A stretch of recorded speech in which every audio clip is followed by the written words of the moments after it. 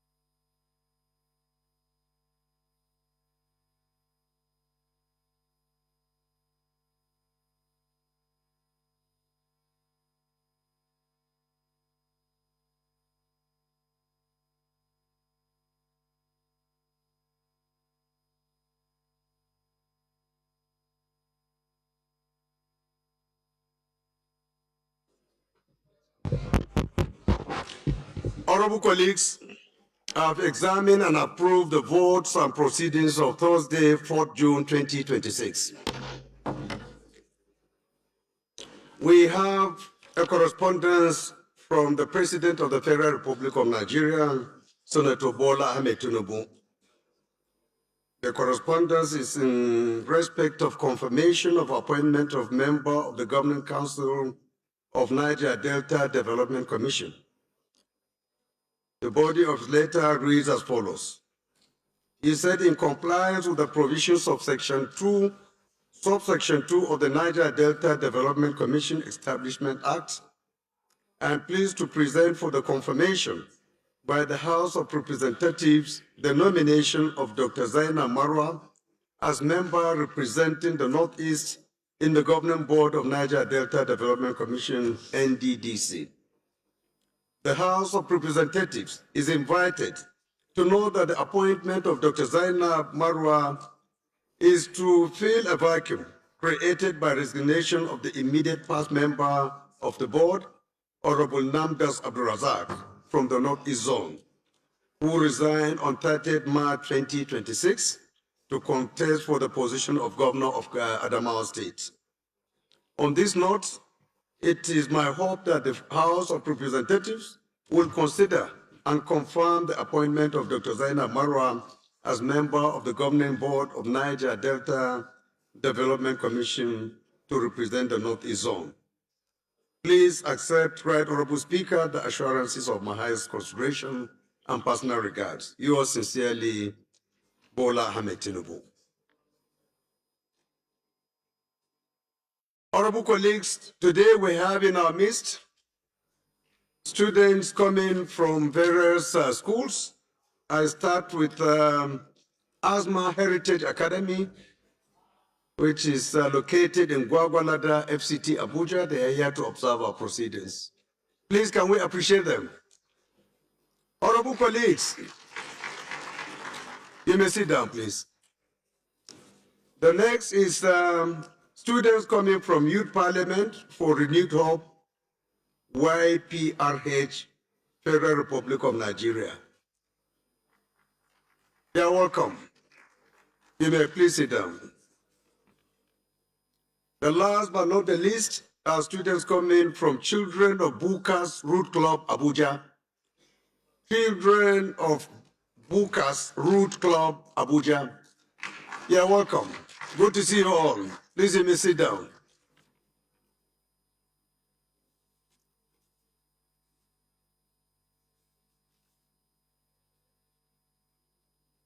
Honorable colleagues, we have correspondences from various members in respect of the demise of their loved ones, and some of them former lawmakers of this hallowed chamber. I start with a letter coming from Right Honorable Emmanuel Upon Udo, Chairman Committee on Digital and Electronic Banking. His letter reads as follows: notification of the demise of ex-lawmaker Right Honorable Professor Ini Udoka.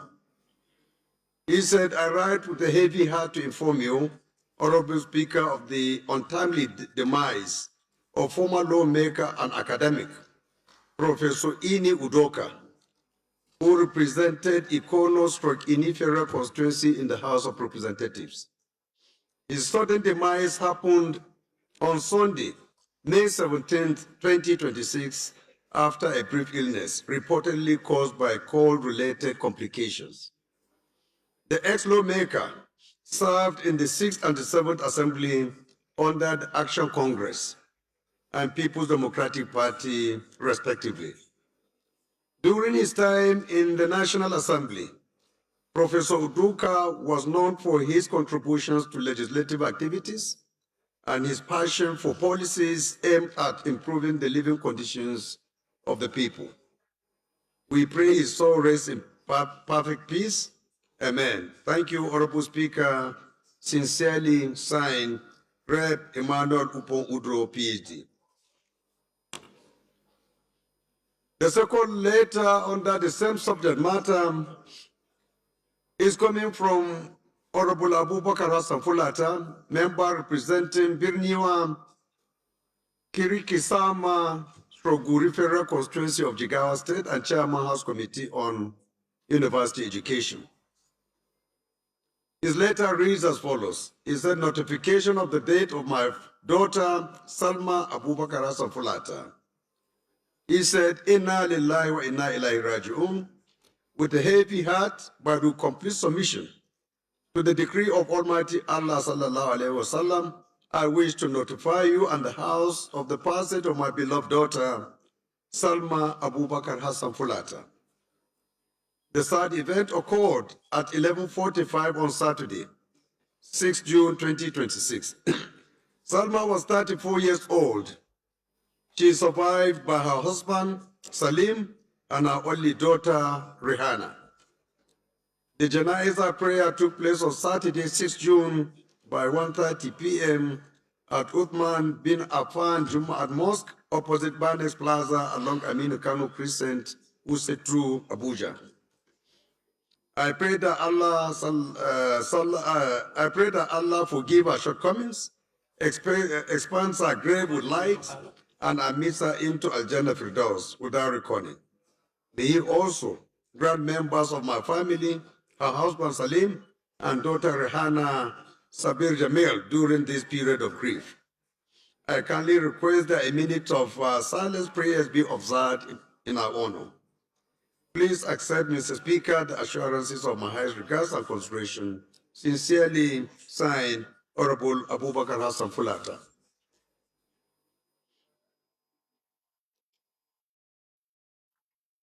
Honorable colleagues, the last but not the least is a correspondence we received from Honorable Chinedu N. Ogam, Chairman, House Committee on Reformatory Institutions, and member representing ECO/EZA South Federal Constituency of Ebonyi State. The subject matter of his letter is notification of the passing and burial of Honorable Sir Godwin Martins Alo Nwokikcha, former Honorable Member, House of Representatives, Second Republic, National Assembly, a request for. His letter reads as follows: It is with deepest sense of loss, submission to the will of the Almighty God, and profound sorrow that we announce the demise of Honorable Sir Godwin Martins Alo Nwokicha, former Honorable Member of the House of Representatives, who ably represented Abakaliki/Easy Federal Constituency of Ebonyi State during the Second Republic National Assembly, 1979 to 1983, on 19 February 2026 at the age of 80 years after a brief illness. Honorable Sir Godwin Martins was a dedicated legislator, a patriot, and a servant who contributed immensely to nation building through his active participation in the Committee on Education. He also fought for the creation of Ebonyi State and as a supportive stakeholder until his demise. His advocacy for quality education, rural development, empowerment of women and youth, and good governance left an indelible mark on the lives of many and on the records of the Grand Chamber. This sad event is a great loss to Abakaliki/Easy Federal Constituency of Ebonyi State, the National Assembly, family, and the Federal Republic of Nigeria at large. The burial will take place on the 26th of June, 2026 in his hometown of Oromachi, Abakaliki Local Government, Ebonyi State. Signed, Right Honorable Comrade Chinedu N. Oga.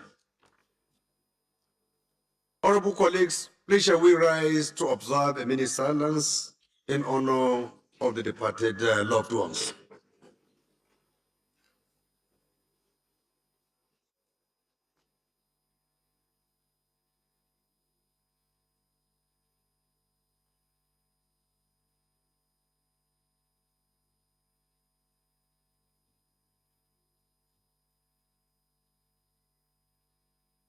May their soul rest in peace.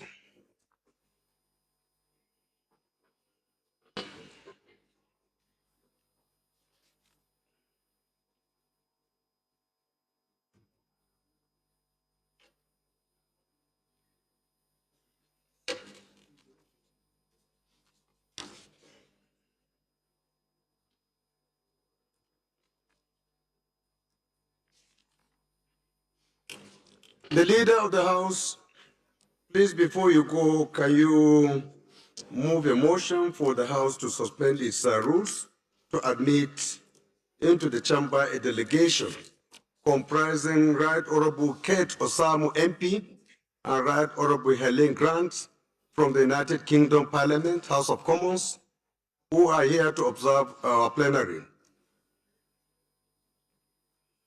Thank you very much, dear Speaker. I'm Professor Julius Ihovere, CON, Onwa Federal Constituency, Edo State. Mr. Speaker, I rise to move that the House, pursuant to the Order 21, Rule 3.1 of the Standing Orders of the House of Representatives, do admit into the chamber a delegation comprising Right Honorable Keto Samoa MP and Right Honorable Helen Grant from the United Kingdom Parliament, House of Commons, to observe plenary session this day. I so move. The leader of the minority, please can you kindly second? Thank you, Mr. Speaker. I rise to second the motion that been moved by the leader of the House. I so second. Those in support of this motion say aye. Those against say nay. That is have it. Chief Whip, please can you admit them into the chamber?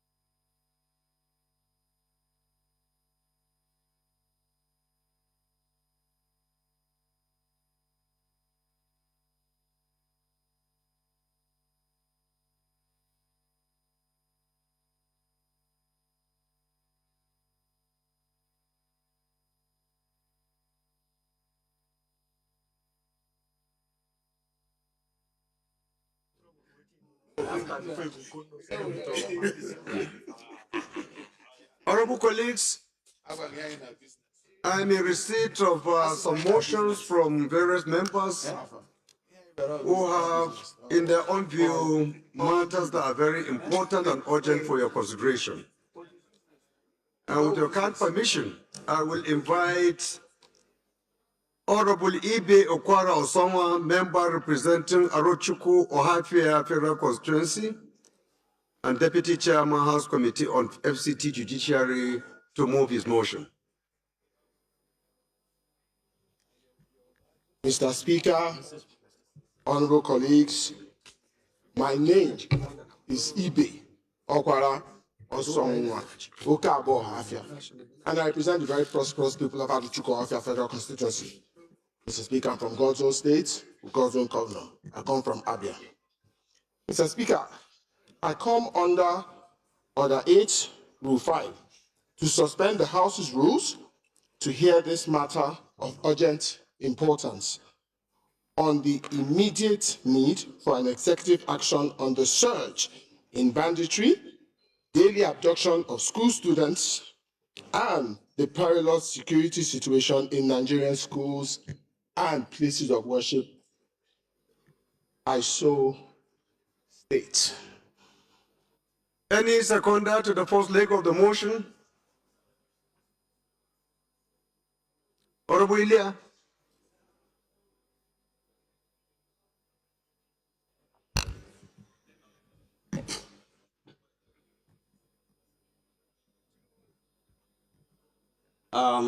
By name Ajang Alfred Ilia, Honorable member Fred. representing Just South. Honorable Abdul Samad, please approach the chair, please. Member representing Just South, Just East Federal Constituency. Mr. Speaker, I rise to second a motion heavily moved by my brother. Those in support of this motion say aye. Those against say nay. The ayes have it. Second leg of the motion, any seconder, Honorable Cyril. Thank you, Mr. Speaker. Honorable colleagues, my name is Hart Cyril Godwin. I represent the fabulous people of Boni Degema Federal Constituency, Mr. Speaker. I'm from River State. Rise with a heavy heart to second the motion as moved by my brother, Ibe. I so second. Those in support of this motion say aye. Those against say nay. The ayes have it. Honorable, please proceed with your motion. Thank you, Mr. Speaker, honorable colleagues. You're welcome. The House notes that the fundamental constitutional obligations of the federal government of Nigeria is enshrined in Section 14(2) of the 1999 Constitution as amended, which explicitly states that the security and the welfare of the people shall be the primary purpose of government. The House is aware that the daily abduction of innocent school children has not only disrupted the educational fabric of the nation, but has forced thousands of children out of school, compounding the country's out-of-school children crisis and traumatizing the entire generation of young Nigerians. The House is aware that with profound grief and alarm, the unrelenting daily escalation of banditry, mass kidnapping, and terror attacks across various states of the Federation, which have left the nation in a perpetual state of mourning and crying.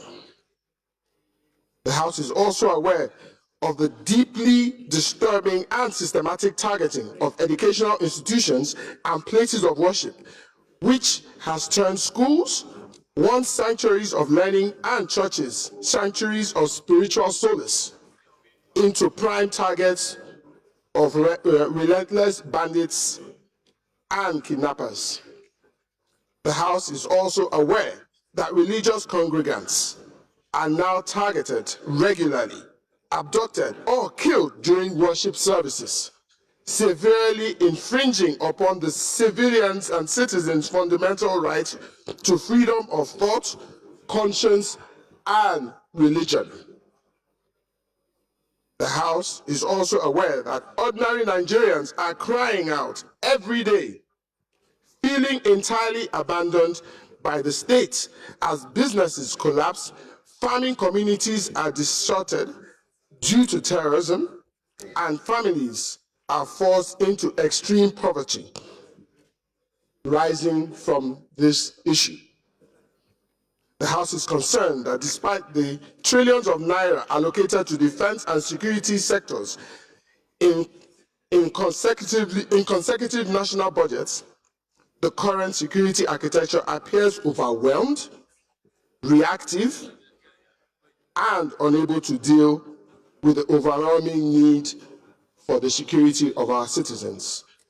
The House further is concerned that the apparent lack of decisive, definitive, and crushing military response from the security agencies has caused a collapse in the enforcement of our sovereignty, leaving citizens with grim impression that the government has lost control of vast areas due to terrorism. Mr. Speaker, the House resolves to, 1, condemn in strong terms the ongoing banditry, horrific daily abductions of Nigerian school students, and persistent attacks on schools and churches in Nigeria. Order, please. Order, order, order. 2, the House also is urged to transmit a solemn and urgent appeal to Mr. President as the Commander-in-Chief of our armed forces, reminding him of his sacred oath of office to protect the lives and property of Nigerians. 3, the House also resolved to demand that the President immediately deploys an aggressive, unrelenting, and comprehensive security strategy to flush out all the bandits in their strongholds, secure all vulnerable schools and places of worship, and ensure the immediate unconditional release of all citizens currently held in captivity. The House urges that unequivocally we should declare that if the administration proves fundamentally unable to unwillingly arrest this drift into anarchy and restore security and stop the daily tears of grieving citizens, that the service chiefs should honorably resign from office, having failed to secure the territory and integrity of Nigeria. Lastly, the House mandates the House Committees on Defense, National Security and Intelligence, and the Army to aggressively oversight the execution of this resolution and report back to the House in 2 weeks. I so move. Honorable colleagues, you have heard the motion moved by Right Honorable Ibe, and his prayers are atomized into 5 categories. Are we satisfied with the prayers he has made? Okay, Honorable Oga. Thank you, Right Honorable Speaker, Honorable colleagues. My name is Right Honorable Comrade Chinedoga Owen. I represent Ikwa and the South Federal Constituency. I'm from Ebonyi State. The amendment to the prayers, Mr. Speaker, that they should include Nigeria Police Force. He made mention of Army and other security agents, but the Nigeria Police Force need to be included in the prayer. That is the amendment, Mr. Speaker. Thank you. Any seconder to this amendment? And civil defense, sir. And civil defense. And civil defense? Yes. Any seconder to this amendment? Honorable Bello Erufai. Order, Bob. Thank you, Mr. Speaker. Distinguished colleagues, my name is Honorable Mohammed Bello El-Rufai. I represent the excellent people of Kaduna North. I stand proudly to second the amendment moved by my elder brother to add the police force and the civil defense. Internal security is an issue for the police. Our army are already overstretched, and I'm proud of the motion moved. Thank you so much, sir. God bless you. Those in support of this amendment say aye. Those against say nay. There's a bit. Any seconder to the substantive motion as amended? Honorable Kelechi. Thank you, Mr. Speaker. My distinguished colleagues, my name is Honorable Kelechi Nwogu. I'm from Rivers State, the treasure base of the nation. By the grace of God, I represent the people of Ichie, Omoma Federal Constituency. I am a member of People's Democratic Party. I rise to second the motion moved by Honorable Ibe. I so second. Those in support of this motion as amended say aye. Those against say nay. That's it. This motion is referred to the Committees on Defense, National Security and Intelligence, Army, Police, and Civil Defense for further legislative action. Honorable colleagues, the next motion is coming from Honorable Dr. Sulema Abubakar Gumi, but before then, let me recognize the presence of Right Honorable Kate Osamu MP and Right Honorable Helen Grant from the United Kingdom Parliament, House of Commons, who are here to observe our proceedings. Please, can you rise for recognition? Honorable colleagues, these delegates from the United Kingdom, it will interest you to know they are all half Nigerians. They have a dual nationality. They are Nigerians, they are also British. So it's a big pleasure having you here, and they are here to engage and interface with our Committee on Nigeria United Kingdom Friendship Group. Thank you so much for coming.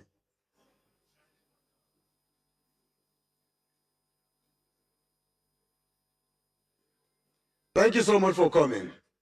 Good to see you all. Honorable Suleiman Abubakar Gumi has a motion to present before us. So let me cede the floor to him to move his motion, after which we will put to question whether the motion is urgent and important enough for you to consider at the moment. Honorable Dr. Suleiman, over to you. Thank you, Mr. Speaker, honorable colleagues. I am Suleiman Abubakar Gumi, member representing Gumi Bukuyum Federal Constituency from Zamfara State. Mr. Speaker, I rise to present a motion under matters of urgent public importance, Order 8 Rule 5, which is stating the need to contain the recurring banditry attacks in Zamfara State and other northwestern states. I urge the House to suspend all relevant rules so that I can take this motion. Any seconder to the first leg? Chairman, Public Procurement.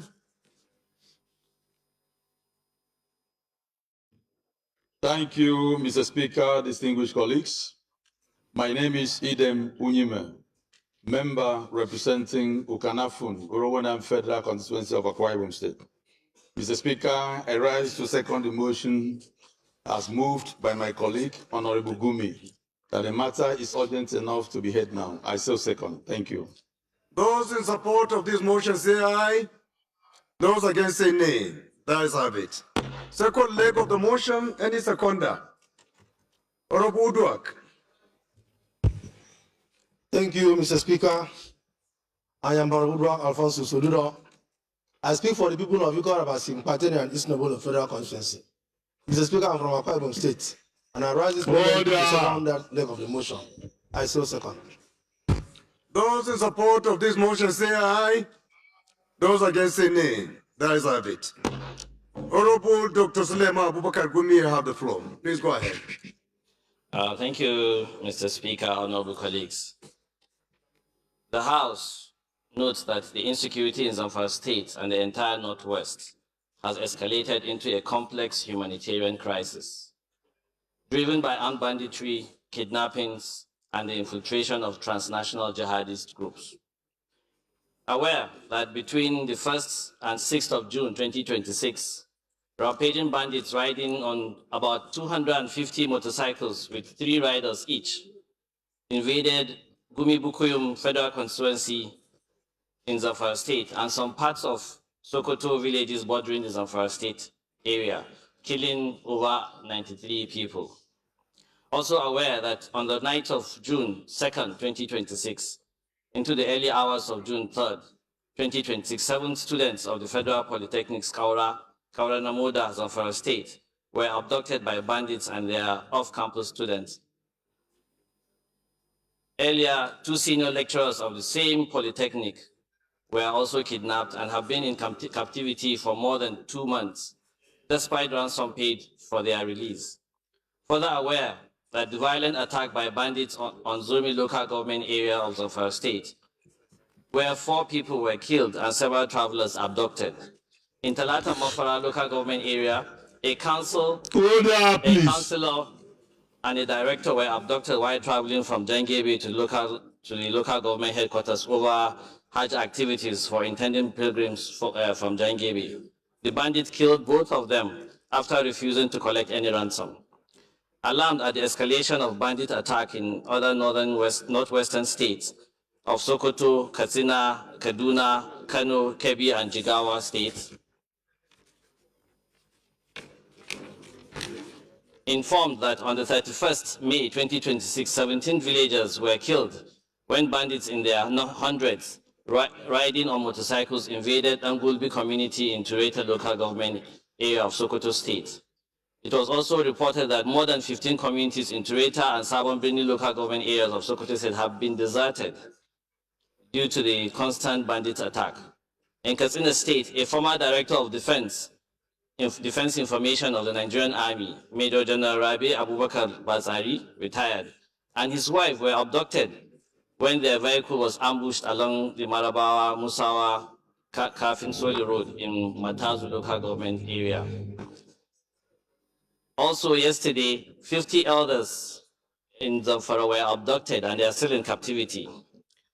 Also informed that in Kaduna State, bandit attack remains a significant security challenge, with recent incidents heavily concentrated in areas like Kachia, Sanga, Rinungwari local government areas, while in Kano State, bandit attacks have primarily impacted rural communities sharing borders with neighboring Katsina State, with most severe incidents resulting in fatalities, livestock rustling, and abductions. Concerned that continuous unchallenged movement of bandits between the towns, states, and their hideouts severely undermines the credibility of the nation's security. Convinced that if the recurring trend of insecurity and kidnappings in Zamfara State and the entire Northwest is not checked, it will destroy lives and ruin the socio-economic fortunes of the entire Northwest region. The House resolves to 1. Urge the Minister of Defense to deploy adequate security personnel and necessary operational equipment to Zamfara State and the whole of the Northwest to strengthen the security in the region. 2. Urge the Ministry of Agriculture, Environment, Education, Humanitarian, and Development Commissions to explore other non-kinetic options of solving this insecurity. And 3. Mandate the Committees on Defense and other relevant committees of the House to ensure compliance and report back within 2 weeks for further legislative action. I so move, Mr. Speaker. Any seconder?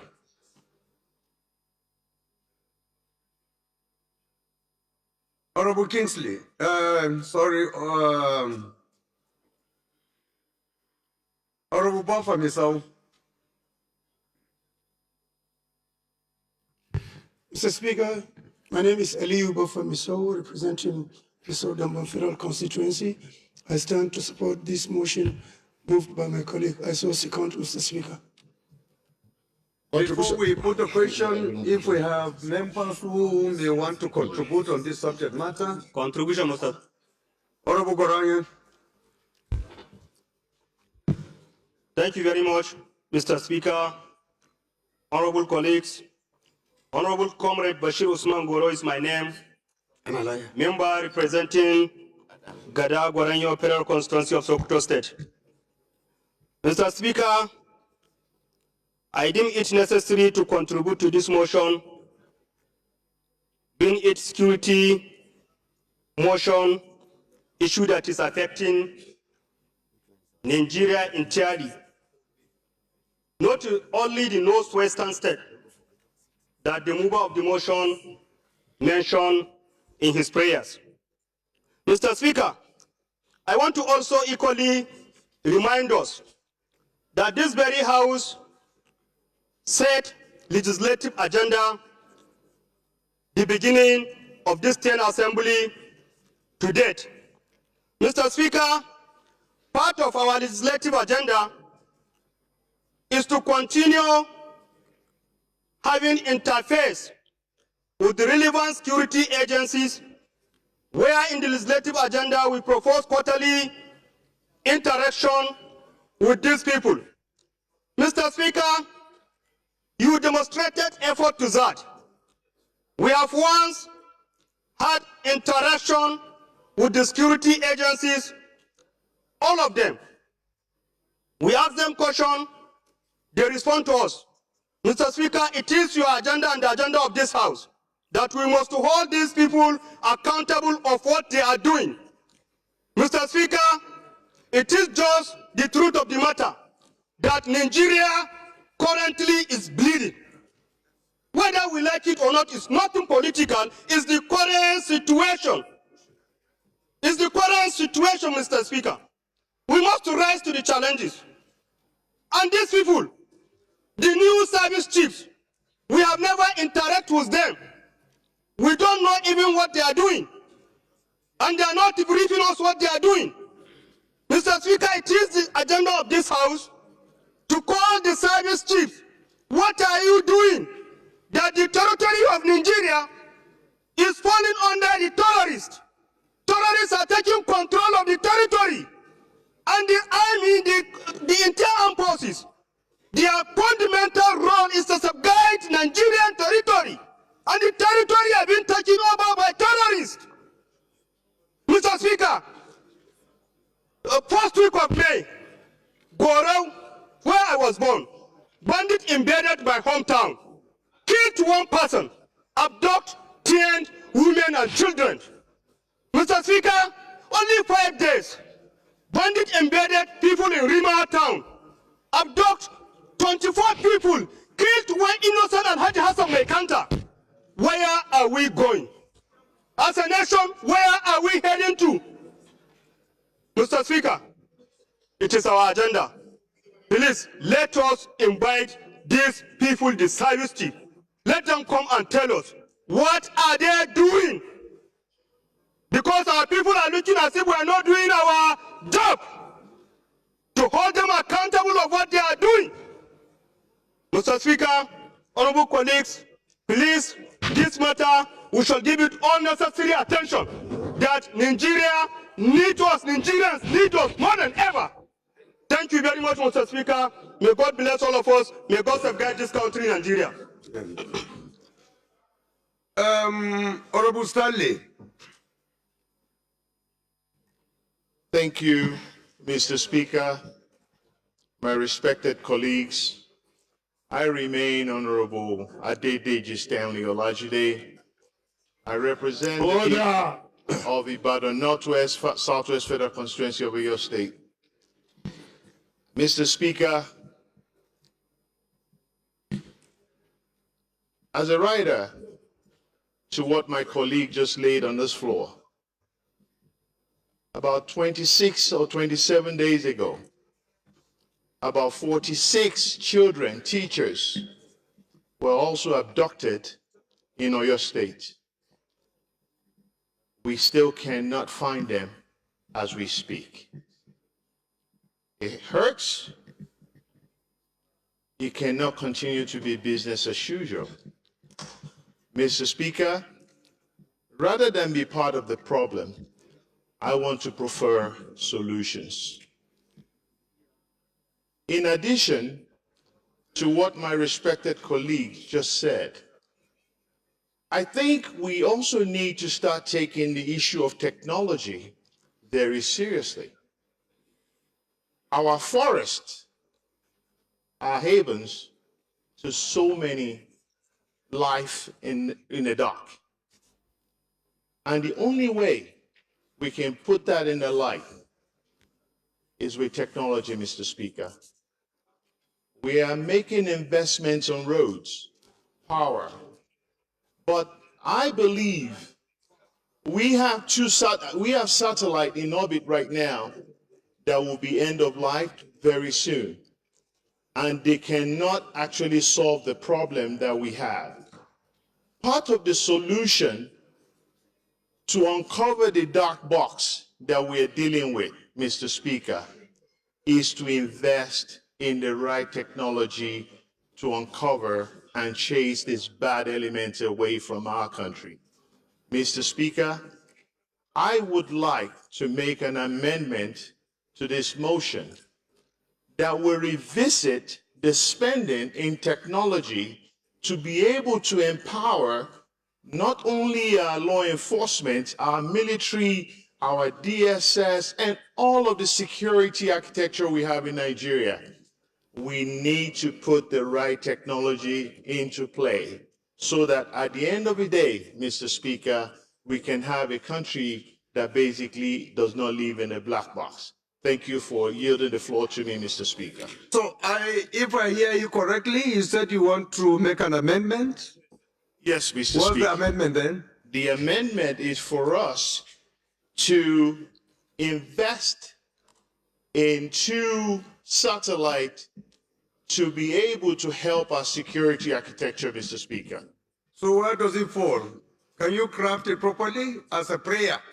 The prayer, Mr. Speaker, I, Honorable Adedeji Stanley Olajide, would like to amend this motion to include increasing the spending of technology in procuring satellites, the appropriate satellite technology to help our security architecture, Mr. Speaker. Any seconder to this prayer amendment, sorry? Honorable Ibe. Mr. Speaker, honorable colleagues, I remain Ibe Okwara Osonwa Okabo Hafia, and I represent the very prosperous people of Aruchuko Hafia Federal Constituency. I'm from God's own state with God's own governor. I come from Abia.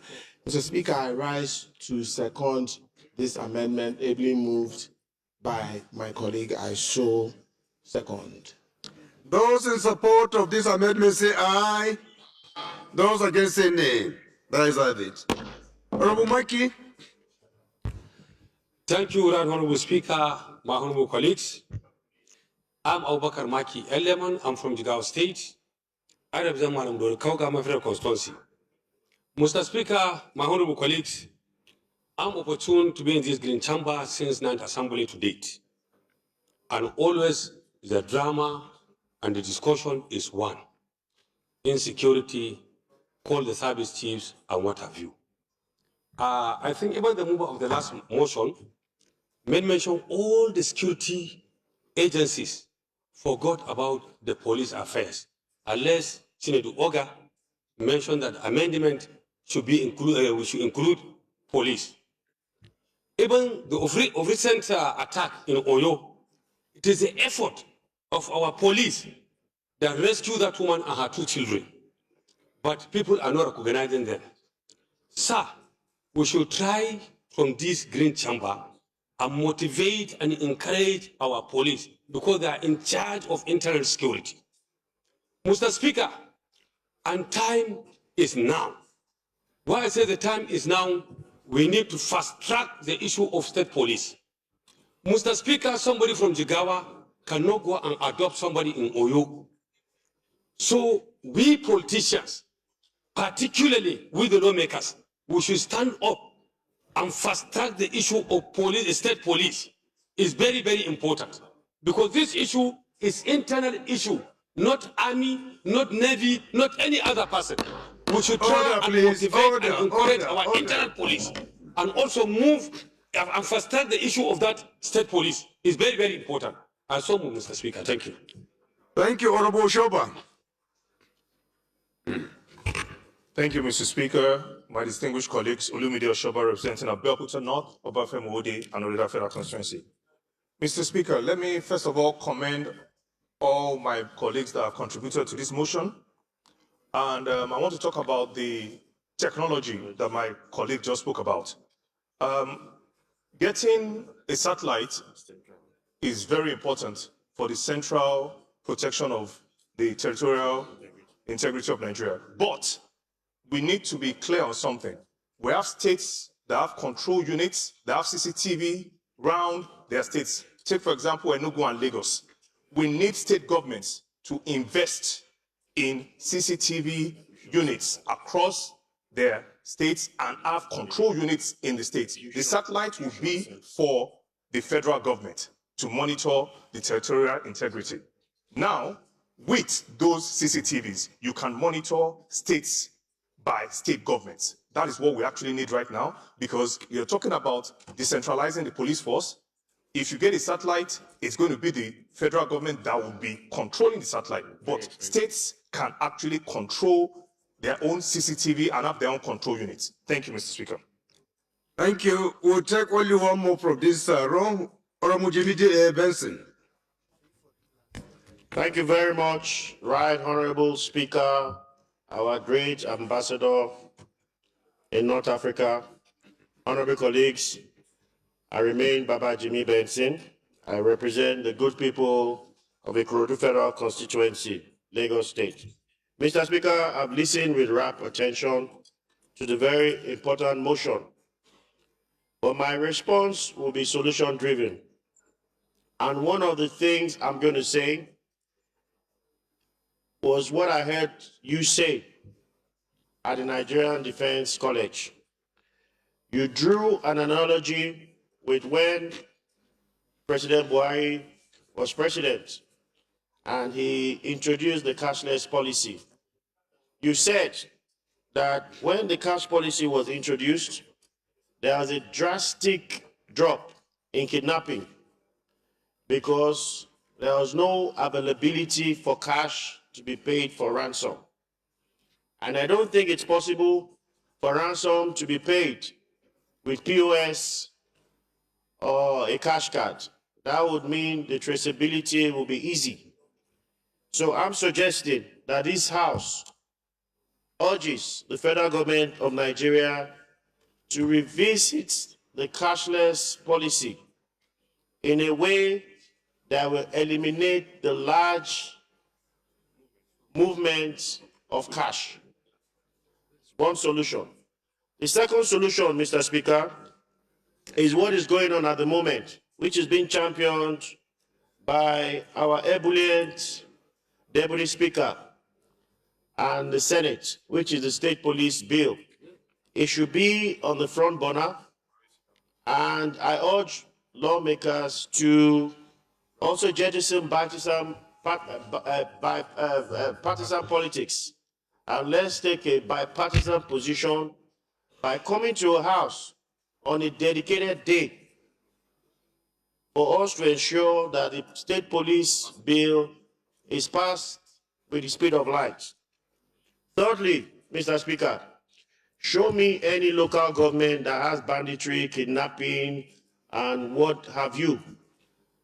And I will tell you that the state governor has not funded that local government as and how it should be funded. I always use the analogy of Lagos. Every inch of Lagos, every amount due to local governments are paid. So the local government chairman has a sense of responsibility. He employs the services of civilian JTF, and those areas are protected. If other states emulate this, insecurity will be a thing of the past. I so move, Mr. Speaker. Thank you. Kabesi. Thank you, Mr. Speaker. My name remains Honorable Ademorin Aliukuye. I speak for the good people of Shomolu Federal Constituency, and I'm from Lagos State. Mr. Speaker, I want to commend the mover of this motion at this auspicious time. I saw the passion and the intensity at which he delivered that motion.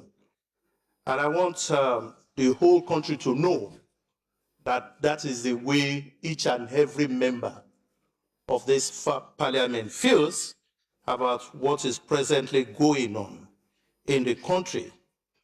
Number two, I want to commend the security agencies, particularly the Nigerian Army, in their efforts at combating terrorism, banditry, and kidnapping. Ordinarily, part of what they're doing is not their responsibility, but that of the police. But they have to come in to support the effort so that they can collectively and jointly address this issue. Mr. Speaker, we recall that I was last week discussing with Mr. Speaker on the need for an executive action to dismantle the ransom cash economy and strengthen our financial intelligence coordination, which is exactly what Honorable Jimmy Benson has mentioned here. Mr. Speaker, I want to point to the fact that even though the laws are there, Money Laundering Prevention and Prohibition Act of 2022, the Terrorism Prevention and Prohibition Act, which imposed mandatory obligation on financial institutions, designated non-financial businesses, and relevant agencies to detect, report, and disrupt illicit financial flow, including ransom proceeds. The truth of the matter, sir, is that this thing is no more about ideology. It's no more about Western education. It's become a business to the people that are doing it. It's all about money now. And this money they use to purchase more weapons in order to carry on the business. The various systems are broken down. Therefore, it is important for us to look particularly at this ransom economy. And I've put some things down here, which is going to be my amendment to the prayers made by my colleague from Sokoto. And that is that we mandate the Federal Ministry of Finance, Budget and National Planning to ring-fence and release adequate funding to the operation of NFIU, Financial Intelligence Technology Infrastructure, including advanced transaction monitoring systems, artificial intelligence-enabled pattern detection tools, and cross-border financial tracking capabilities as priorities in the expenditure, maybe in our next budget. It's equally important, sir, for us to gazette and enforce the prohibition of ransom payment regulations under the Terrorism Act, including the introduction of a controlled engagement protocol that enables victims' families to cooperate with law enforcement agencies in real time during ransom negotiation, rather than making payments unilaterally outside the purview of the law. Just this morning, I was listening to... Honorable Koye, please round up. Yes, sir. Okay, sir. So, lastly, sir. So I you want us made one recommendation, right? Yes, sir. Okay. Yes, sir.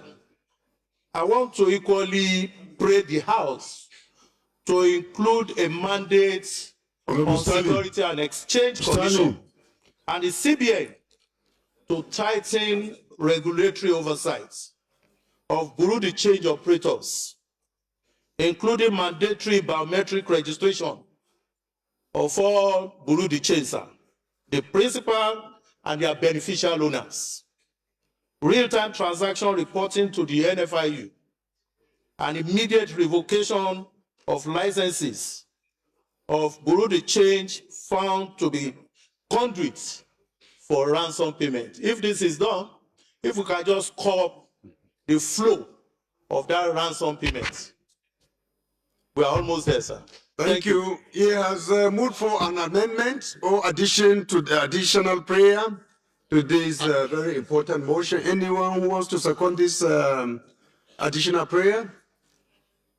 Honorable Tijani.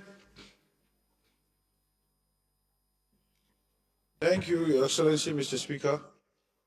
My respected colleagues, I remain Tijani Kayode Ismail, representing the good people of Ifeludu, Ofa, or Federal Constituency. Mr. Speaker, I'm from Kwara State. Mr. Speaker, I rise to second the amendment earlier moved by Kabesi, our leader. I so second. Those in support of this amendment say aye. Those against say nay. That is it. Honorable Ajilu, you have the floor. Excellence. Thank you, Mr. Speaker, my honorable colleagues. My name is Honorable Umar Ajilo, member representing Makarfi Kudan Federal Constituency from the most affected zone in the country pertaining to security challenge, Northwest Zone. Mr. Speaker and their colleagues, I want to thank my big brother, Honorable Gumi, and the recent speakers about the issue of the national security, particularly from the place that we come from, the Northwest, that we know what is going on across the 7 states that we have around. Mr. Speaker, my dear colleagues, there is one challenge that we want to run away from each, which is very, very important, about the calling of the security agencies to come and brief us what is happening and everything, where there and there. And we are in the most of the committees of the securities that we oversighting these security agencies around. But these people are always complaining they have received nothing as the capital budget to protect our life. There is no funding for these security agencies. I don't think there is any need for us to sit down and calling them to come and defend what they have spent.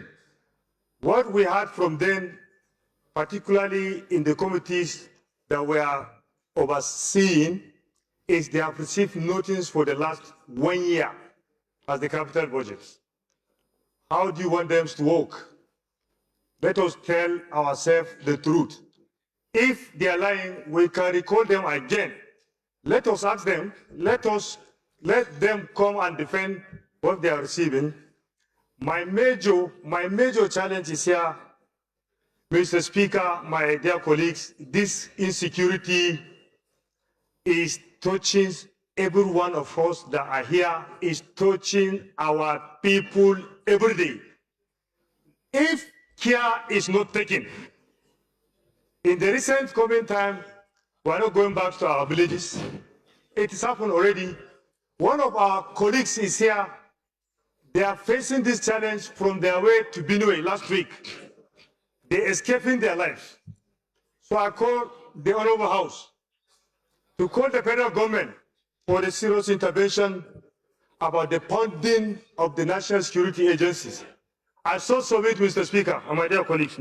Thank you, Honorable W. Samad. You have the floor.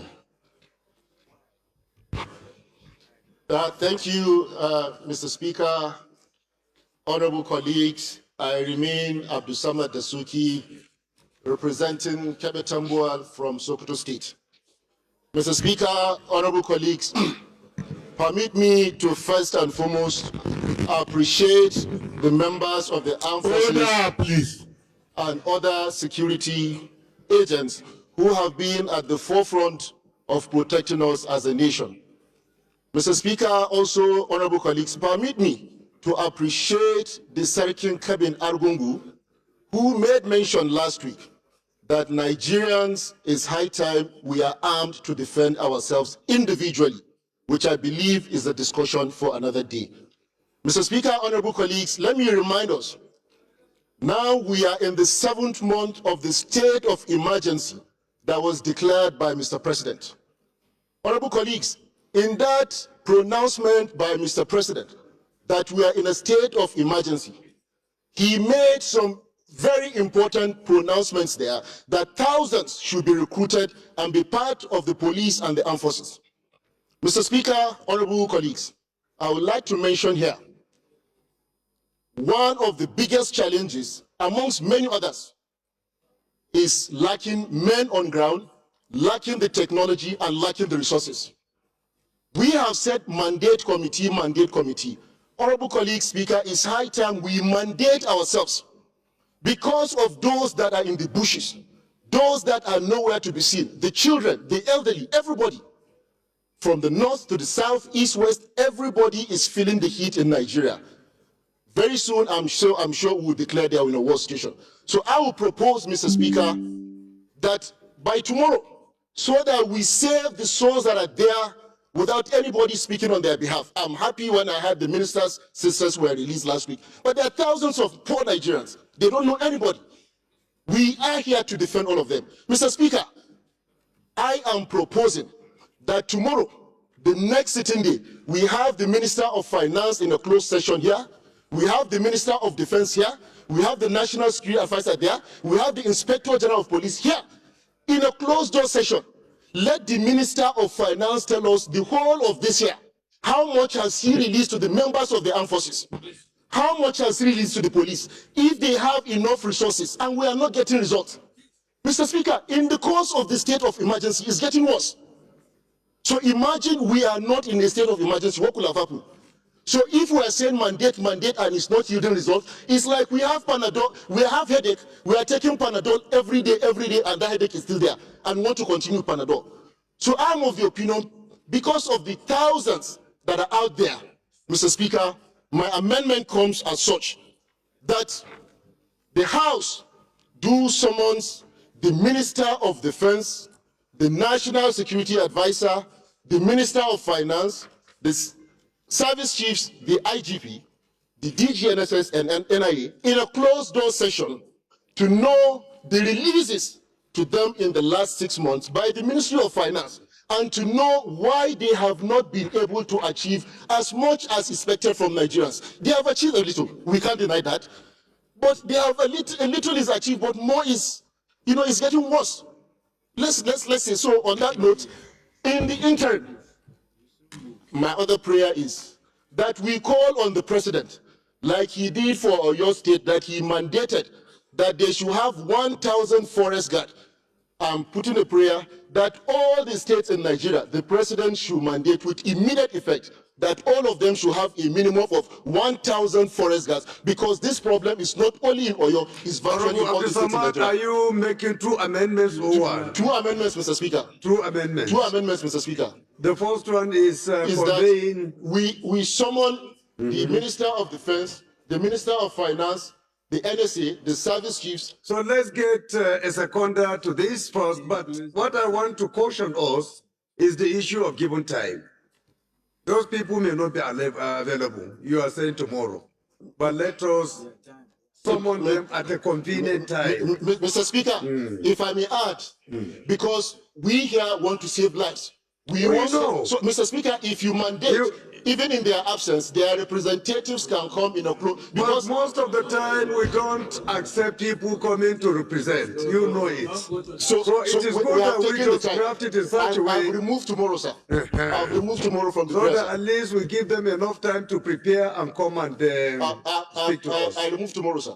Okay, so let's take the first amendment. Who is seconding this particular amendment of summoning the security agencies plus Ministry of Finance to come and account? Honorable Salami. Thank you very much, Mr. Speaker. My name is Bamidele Salam, representing Ede North, Ede South, Egbedore, Ejigbo Federal Constituency of Osun State. Mr. Speaker, I stand to second the first leg of that motion, and I so second, Mr. Speaker. Thank you very much. Those in support of this amendment say aye. Those against say nay. The ayes have it. The second amendment you are proposing is, can you say it again? As pronounced by the National Security Advisor, that the president is mandated that immediately they recruit 1,000 forest guards in Ibadan, in Oyo State. That please, we are calling the president to also mandate that 1,000 minimum forest guards should immediately be. Honorable, let me caution you. You shouldn't be in a hurry to mention a number because you don't know what numbers are required in each state. You understand? So don't go into mentioning numbers. The numbers have to be determined based on the peculiarity of each state. Mr. Speaker, honorable colleagues, as advised by Mr. Speaker, we call on the president, as mandated in Oyo State, to also mandate that forest guards are immediately recruited across Nigeria based on the security challenges in that state. I so move, Mr. Speaker. Thank you. Any seconder to this amendment? Honorable Jega. Thank you, Mr. Speaker. My honorable colleagues, Honorable Mansour Musa, my name, I'm representing the good people of Adam, Gwandu and Jega. Mr. Speaker, I'm from Kebbi State. I rise this afternoon to second the second leg of this motion. I so second. Thank you, Mr. Speaker. Those in support of this amendment say aye. Those against say nay. The ayes have it. I think we have already identified a seconder to the main motion. Did we? We did already. So let's put the question. Those in support of this motion as amended say aye. Those against say nay. The ayes have it. This motion is referred to the committees on defense, army, police, committee on finance, committee on national intelligence, security and national intelligence for further legislative action. Honorable colleagues, the second business of the day is presentation of 2 reports of the Committee on Public Accounts standing in the name of Honorable Bamidele Salam. Honorable Samalam is invited to present the reports. Thank you so much, Your Excellency, the Mr. Speaker. Speaker, point of order. Point of order. Yes, Honorable Mansour. Thank you, Right Honorable Speaker, Honorable colleagues. Mansour Manu Soro is my name. That is Ugandra Federal Constituency. Mr. Speaker, I came under Order 8, Rule 5 of the House Standing Orders to present a motion of urgent public importance on the immediate need to address farmers' hardest crisis. Honorable Mansour Manu, you know we have our own rules that says we can take only a maximum of 3. And we have already taken 3 motions under this particular provision you are quoting. Okay, Your Excellency. So please, if you want to come with this motion, try to do it tomorrow. We've already taken 3. I'm so sorry that you are the first to actually bring up this matter yesterday. I assure you tomorrow, your motion will be the first to be heard. I will wait until tomorrow.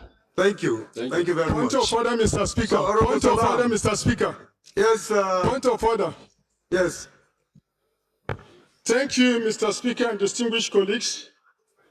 I come under Order 6, Rule 1 and 2, Mr. Speaker.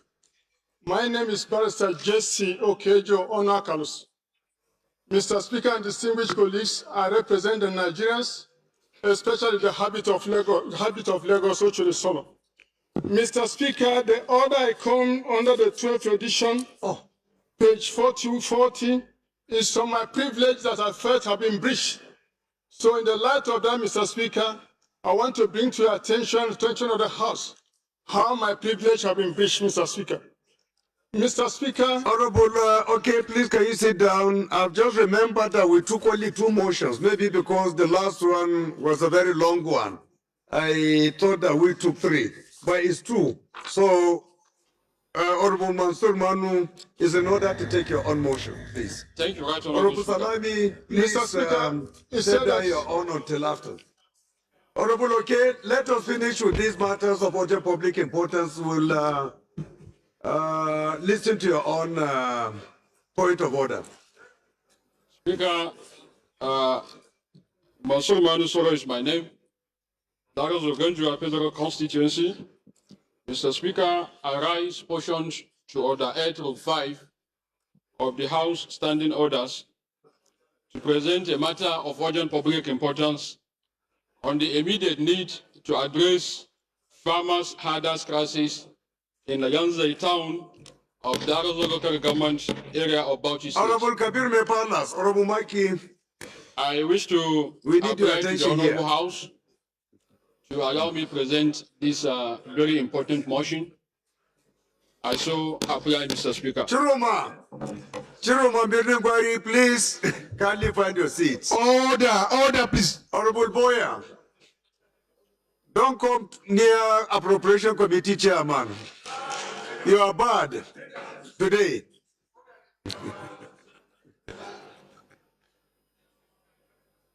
Any seconder, Honorable Komoti.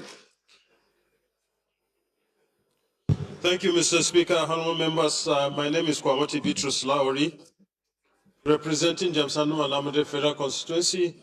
I rise to second the first leg of the motion that this matter is important. I so second. Those in support of this motion say aye. Those against say nay. That is it.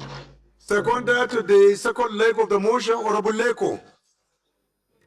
Thank you, Right Honorable Speaker, distinguished colleagues. My name is Honorable Jafar Leko, and I speak for the very good people of Bogoro, Stafa Abalia. I rise to second the second leg of the motion, that the motion is very important to be had now. I saw second. Those in support of this motion say aye. Those against say nay. That is it. Honorable Manu, please go ahead, but make it brief. Thank you, sir. Mr. Speaker, the House noted the sad occurrence last week of a violent clash between farmers and herders in the Yanzai and nearby Dosho communities that resulted in the loss of 9 human lives, injuries to residents, destruction of property, and the burning of approximately 50 residential huts and other means of livelihoods. Concerned that the incident has displaced numerous families, exposed vulnerable persons comprising women, children, and the elderly to severe humanitarian conditions and heightened tension among affected communities, disturbed that the recurring nature of farmers-herders conflict across various parts of the country continues to undermine national security and economic development. Observe that the Constitution of the Federal Republic of Nigeria 1999 as amended places a responsibility on the government to protect the lives and property of the citizens and to promote their welfare. Uphold that the timely intervention of security agencies and conflict resolution mechanisms are critical to preventing further escalation and restoring confidence among affected communities. The House is worried that failure to swiftly investigate and bring perpetrators to justice may encourage reprisals and further violence. The House resolves as follows. 1. The House urged the Inspector General of Police to immediately deploy adequate investigative and intelligence resources to the Darazo local government area of Bauchi State with a view to identifying, apprehending, and prosecuting all persons connected with the violence. Number 2, the House called on the DGDSS to intensify intelligence gathering, threat assessment, and early warning operations within the affected communities and the adjoining areas to forestall further attacks and reprisals. The House also urged the National Emergency Management Agency, NEMA, and the Northeast Development Commission to immediately provide emergency relief materials, temporary shelter, food supplies, medical assistance, and psychosocial support to affected victims. The House further called on the federal government through the Northeast Development Commission to support the reconstruction of the residential structures, community facilities, and means of livelihood destroyed during the crisis. The House urged the Federal Ministry of Livestock Development, the Federal Ministry of Agriculture and Food Security to accelerate the implementation of sustainable livestock management, grazing control, ranching development, and farmer-herder dispute resolution frameworks in Darazo local government area of Bauchi State. The House mandates the Committees on Police Affairs, National Security and Intelligence, Emergency and Disaster Preparedness, and indeed the Northeast Development Commission to ensure compliance and report back to the House in 6 weeks. The House observed a minute silence in honor of those Nigerians who lost their lives during the unfortunate incident and extend the written condolences of the House of Representatives to Lanzai and Dosho communities through the government of Bauchi State. Mr. Speaker, honorable colleagues, I so moved.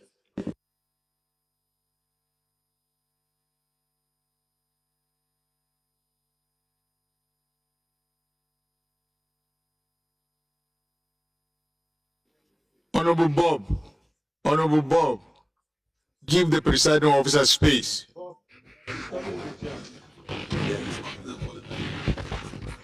Any seconder, Honorable Lizzie. Yes.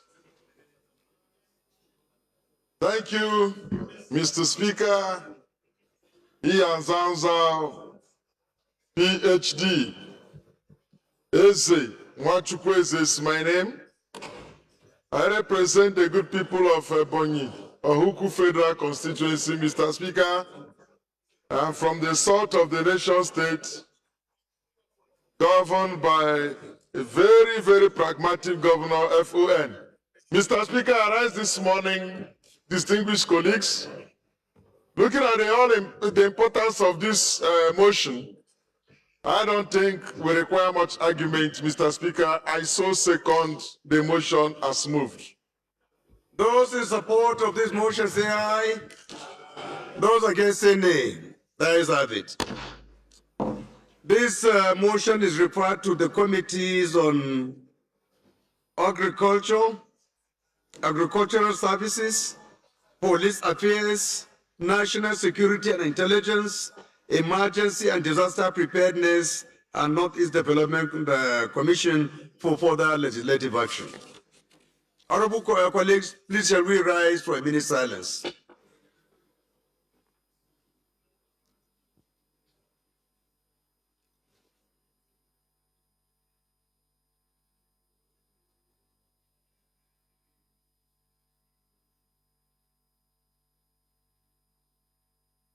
May their soul rest in peace.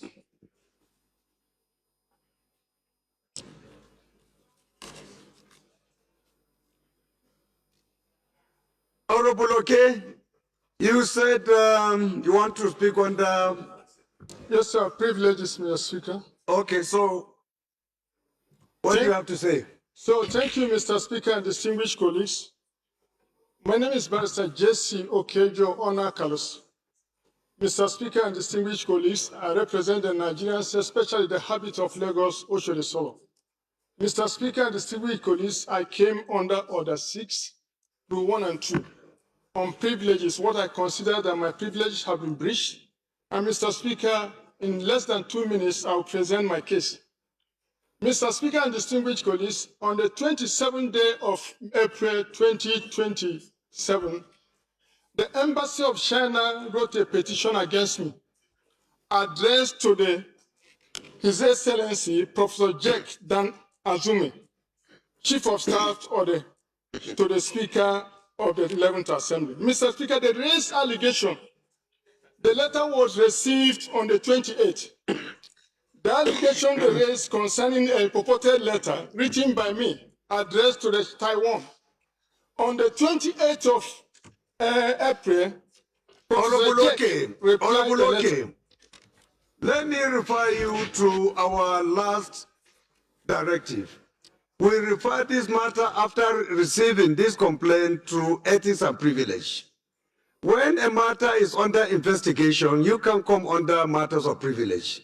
Wait until when the ethics and privilege have concluded their own assignment. That is when you can now come and say whether justice or no justice has been done to you.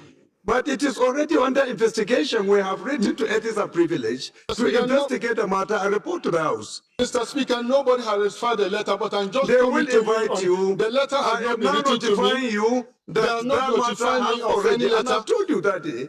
When we met last, I told you that we are going to refer it to the Committee on Ethics and Privilege to investigate. So there is no point bringing an issue on the matters of privilege now. Let us conclude the investigation, and then thereafter you can decide to take whatever action you think you need to. Okay? Thank you very much. Mr. Speaker, the issue that you have been raised, I raised the issue of concern and I brought to your attention. Thank you, Mr. Speaker. My name is Bamidele Salam. I represent the North, the South, Egbedore, and the Ejigbo Federal Constituency of Osun State. Mr. Speaker. Boya. So sorry, I told you I didn't know that it's my good friend. Nobody should come and distract the chairman of appropriation. Please, allow him to have some moment of peace here. Thank you, Mr. Speaker. I rise this afternoon to lay 2 reports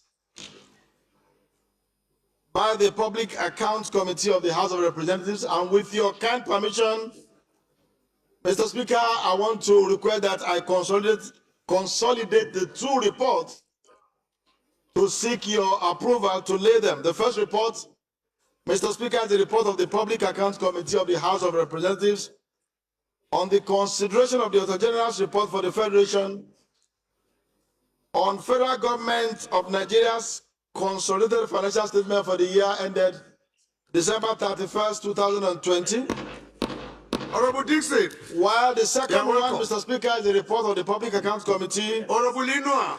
On the consideration. Please, can you find your seat, please? Of the General Report for the Federation, annual report on non-compliance and internal control weaknesses in the Nigeria Bulk Electricity Trading Company PLC for the year ended December 31st, 2021.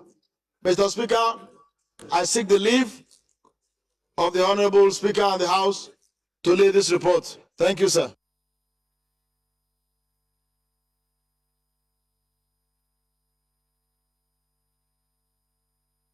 Is the Deputy Chairman around, please? Public Accounts? Any member of the Committee on Public Accounts around? Yes, Honorable. Mr. Speaker, Right Honorable colleagues, my name is Sani Egida Ibrahim. I represent Ajakuta Federal Constituency. I'm from Conference State, Kogi State. As a member of this very important committee, I rise this morning to second the motion ably led by Chairman to lay his report before the House. Mr. Speaker, I still second, sir. Those in support of this motion say aye. Nobody is supporting this motion. Have you any problem with public accounts, honorable colleagues? Then let me put the question again. Those in support of this motion say aye. Aye. Those against say nay. The ayes have it. Honorable Salami, please proceed and lay your report. The third business of the day is presentation of report of the committees on treaties, protocol and agreement, and gas resources on a bill for an act to amend the West African Gas Pipeline Project Act number 11, 2005, to provide for a licensing regime for all shippers on WAGP by the WAGP authority, extend the income tax holiday, and revise the income tax rate and for related matters. Standing in the name of Honorable Yusuf. Order, please. Order. Please, can you find your seats? Honorable Agilo. Honorable Agilo, please find your seats. Please find your seats.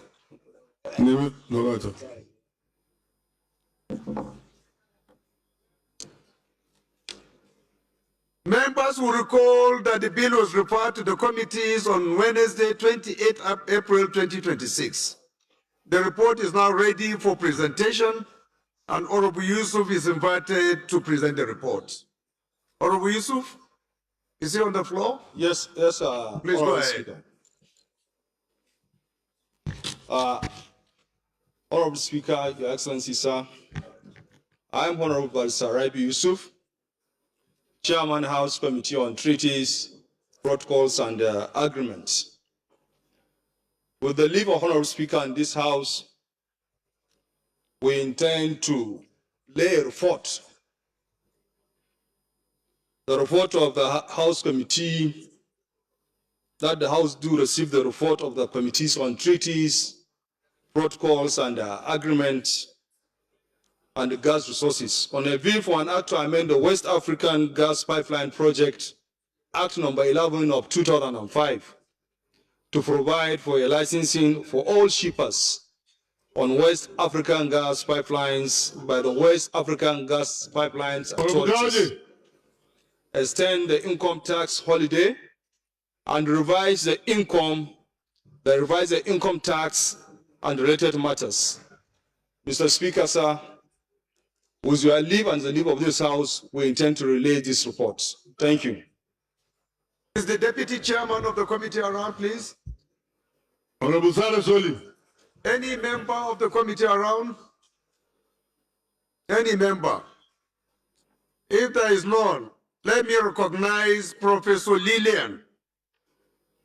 Let me recognize Professor Lillian to second this very important.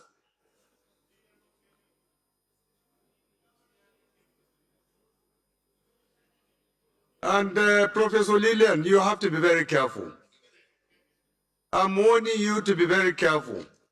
Don't enter into a territory that you don't belong. Any seconder, please. Honorable Joby. Your Excellency, Mr. Speaker, Tijani Abdulkadir Jobe from Dawakin Tofa, Rinungado, I stand to second the motion as ably moved by Honorable Takai.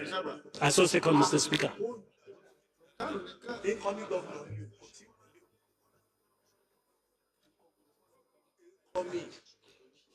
Those in support of this motion say aye. Those against say nay. That is it. Honorable, please proceed and lay your report. Thank you, Mr. Speaker.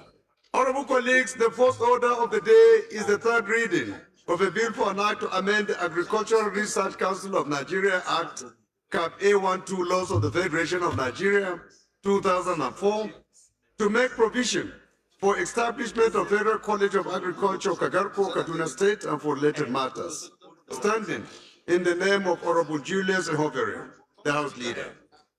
Honorable members will recall that the House adopted the report of the Committee of the Whole on the bill on Thursday, 29 April 2026. I therefore call on Honorable Himwarin, the House Leader, to move that the bill be read a second time.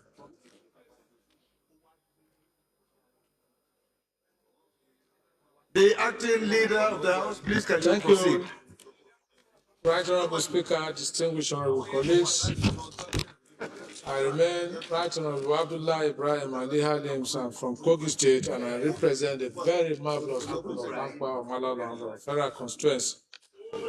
I rise this afternoon to move that a bill for an act to amend the Agricultural Research Council of Nigeria Act, Cap A12, Laws of the Federation of Nigeria, 2004, to make provision for the establishment of the Federal College of Agriculture, Kagarko, Kaduna State, and for related matters, HB House Bill 1368, be read third time. Thank you, Mr. Speaker. Leader of the minority, please can you kindly second? Thank you, Mr. Speaker. My name remains Honorable George Ibezima Kozodinobi. I represent the good people of Njikoka and Ochadunukofia Federal Constituency. I'm from Anambra State. I rise to second the motion by the House Leader that the House Bill HB 1368 be read the second time, the third time. I so second. Those in support of this motion say aye. Those against say nay.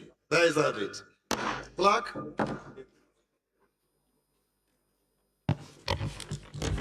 Right Honorable Speaker, honorable members, a bill for an act to amend the Agricultural Research Council of Nigeria Act, CAF A12, Laws of the Federation of Nigeria 2004, to make provision for the establishment of the Federal College of Agriculture, Kagarku, Kaduna State, and for related matters, third reading.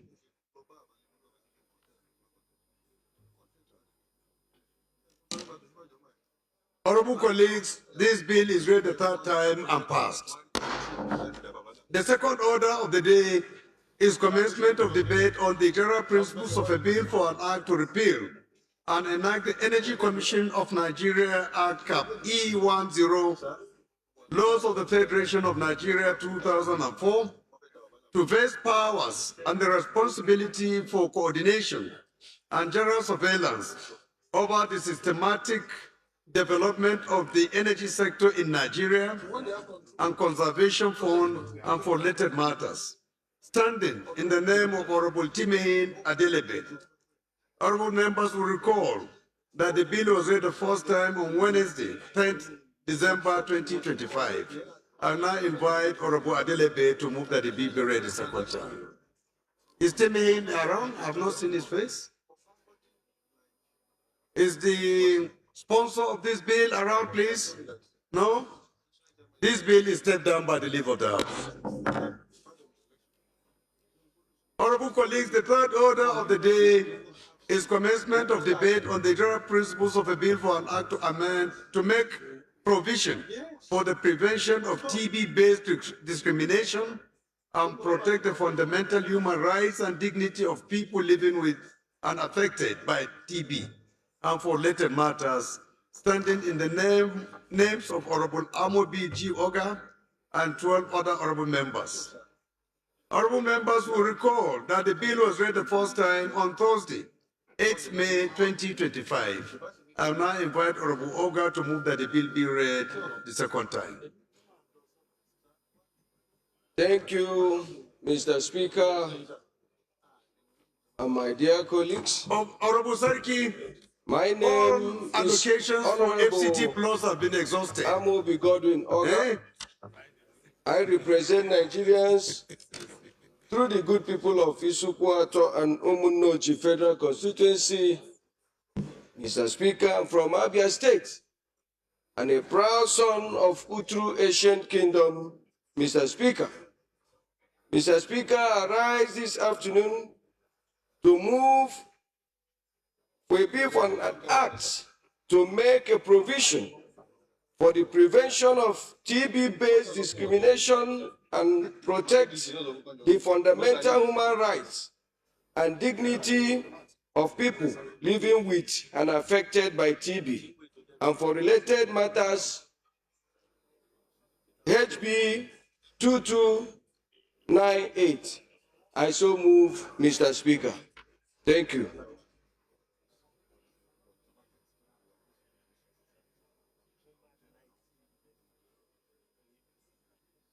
Any seconder to this motion? I can't see the face properly. Is it Okonta? The man with the dark glasses. Ah, Pastor. Yes, sir. Please go ahead. Thank you very much, the people speaker. Respected honorable colleagues. My name is Honorable Pastor Ojem Aojotu, PhD. I stand to second the motion ably moved by my very good friend and colleagues, Honorable Amobi. I so second. Thank you very much. Those in support of this motion say aye. Those against say nay. Let's have it. Honorable colleague, this is a straightforward bill, and I'm sure if there are issues with it at the point of public hearing, we will be able to deliberate further and take necessary actions. So with your kind permissions, I'll go ahead and put the question. Those in support of this bill go for second reading say aye. Those against say nay. Let's have it. Clerk. Right Honorable Speaker, honorable members, a bill for an act to make provision for the prevention of TB-based discrimination and protect the fundamental human rights and dignity of people living with and affected by TB, and for related matters, second reading.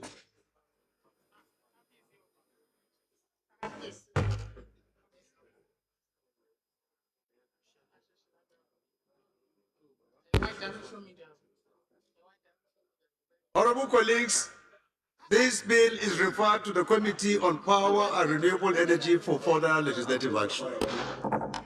The third order of the day is commencement of debate on the general principles of a bill for an act to make provision. Oh, sorry, we have taken this. The referral for this particular motion is to the Committee on Infectious Diseases and Human Rights. A point of correction, please. The fourth order of the day is commencement of debate on the general principles of a bill for an act to mainstream the digital economy in all intervention areas of trade, investment, and industry, promote innovation, enhance competitiveness, strengthen economic growth, and for related matters, standing in the name of Honorable Ahmed Munir. Honorable members will recall that the bill was read the first time on Thursday, 16th October 2025. I now invite Honorable Munir to move that the bill be read a second time. Thank you, Mr. Speaker, honorable colleagues. My name is Honorable Ahmed Munir. I'm the member representing Lere Federal Constituency, Kaduna State. I hereby rise to move that a bill for an act to provide for the mainstreaming of digital economy in all intervention areas of trade, investment, and Industry and for related matters, HB 2538, be now read for a second time. Mr. Speaker, I so move.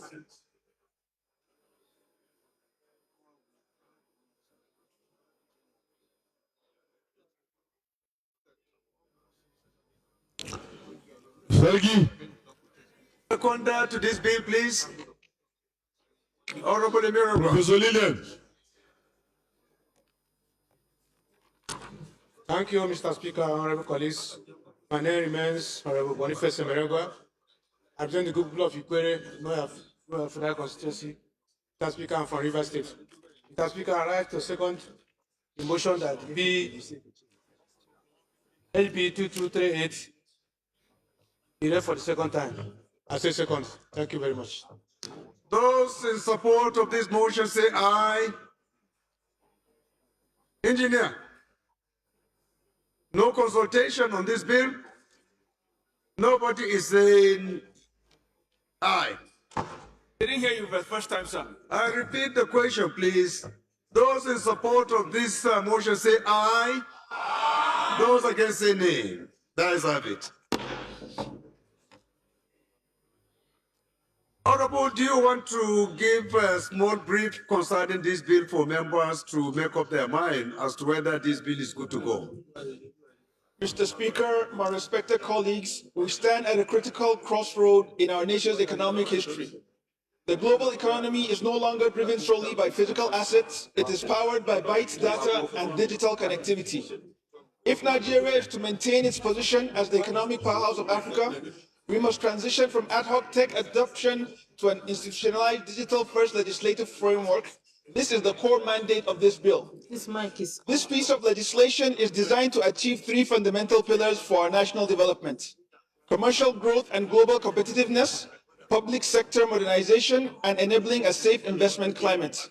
By passing this bill, the 10th Assembly will be equipping Nigeria with the legislative teeth required to convert technological potential into tangible and sustainable economic growth.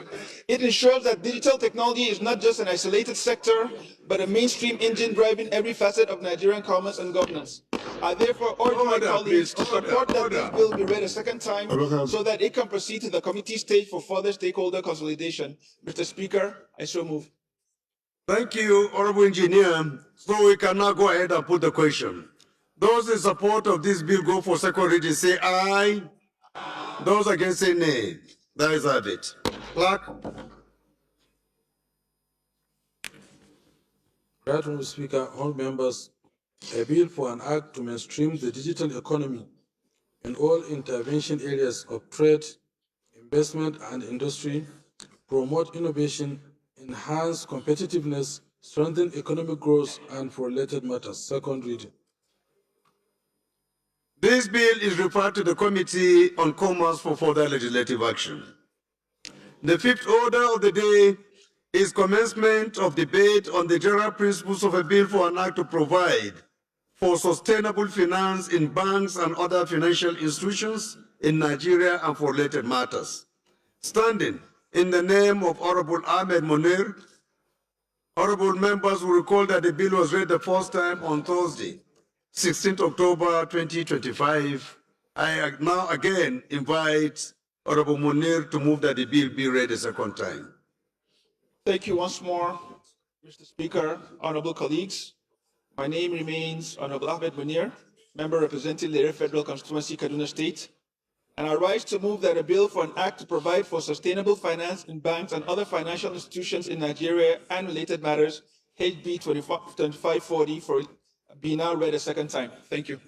I so move. Any seconder to this bill? Honorable Aminu Jamu.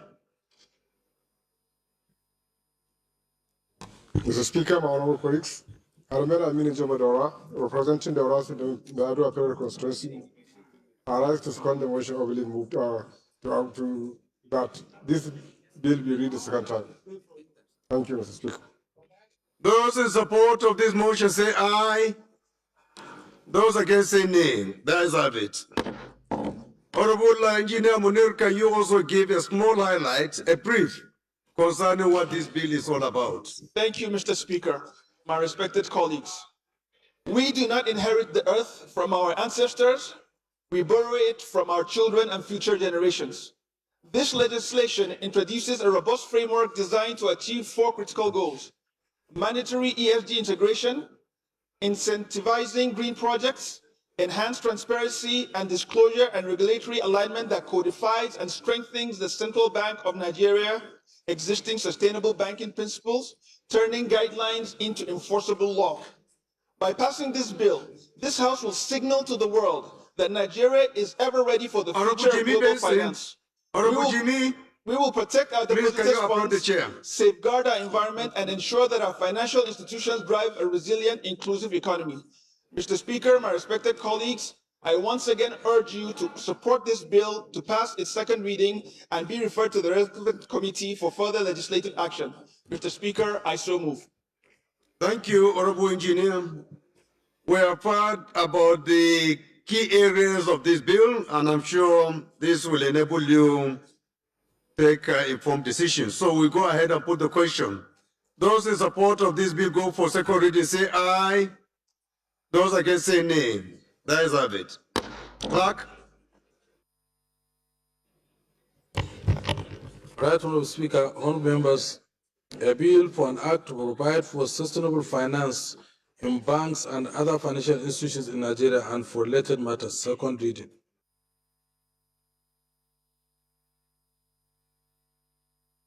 Colleagues, this bill is referred to the Committee on Banking Regulations for further legislative action.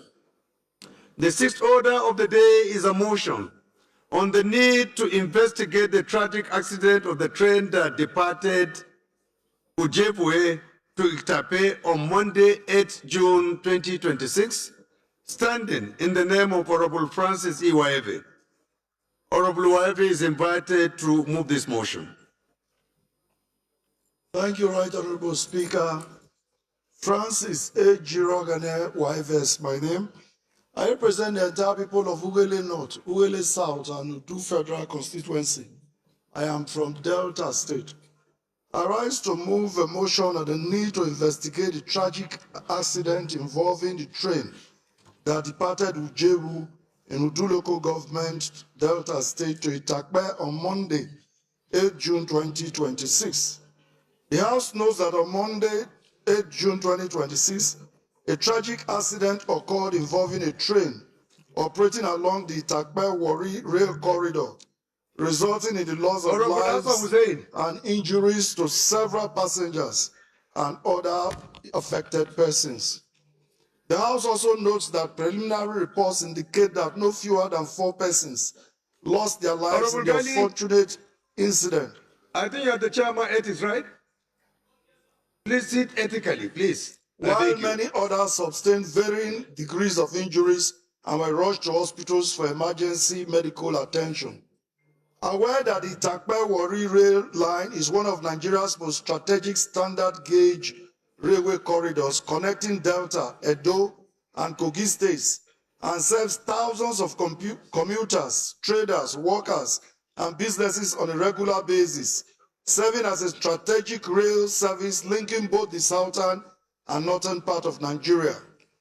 Concerned that this latest incident has raised serious concerns regarding passenger safety, operational integrity, maintenance standards, and emergency preparedness on the nation's railway system, particularly the Itakpe-Warri route, which has experienced operational disruptions and safety concerns in recent times.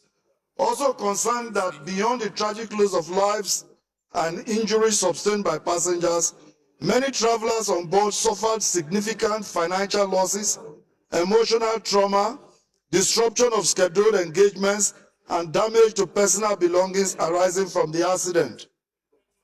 The House commends the government of Delta State, emergency response agencies, healthcare personnel, security operatives, and good-spirited citizens who promptly mobilize resources towards rescuing victims and ensuring that the injured received urgent medical attention.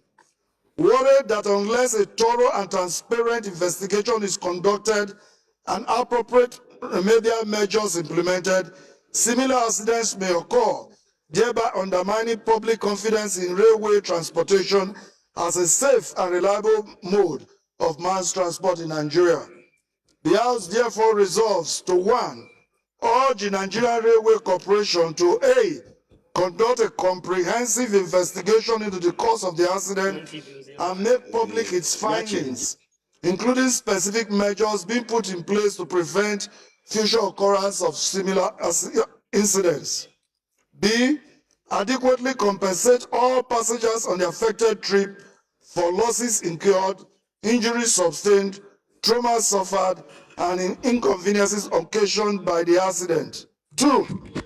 Commend the government of Delta State for taking immediate steps to rescue the victims and ensure that the injured were taken to hospital for treatment. 3. Mandate the Committee on Land Transport and the Committee on Legislative Compliance to ensure compliance with this resolution and report within 4 weeks of further legislative action. 4. Observe a minute's silence in honor of the victims who lost their lives in this tragic accident and pray for the repose of their souls. I so move, Mr. Speaker. Thank you, Honorable Chair. Any seconder to this motion? I can't see the face properly. Please, whoever you are, you can rise and second the motion. Is it Garba Hinwa? Honorable Speaker, Right Honorable Speaker is Ambassador Asama. Oh, Ambassador.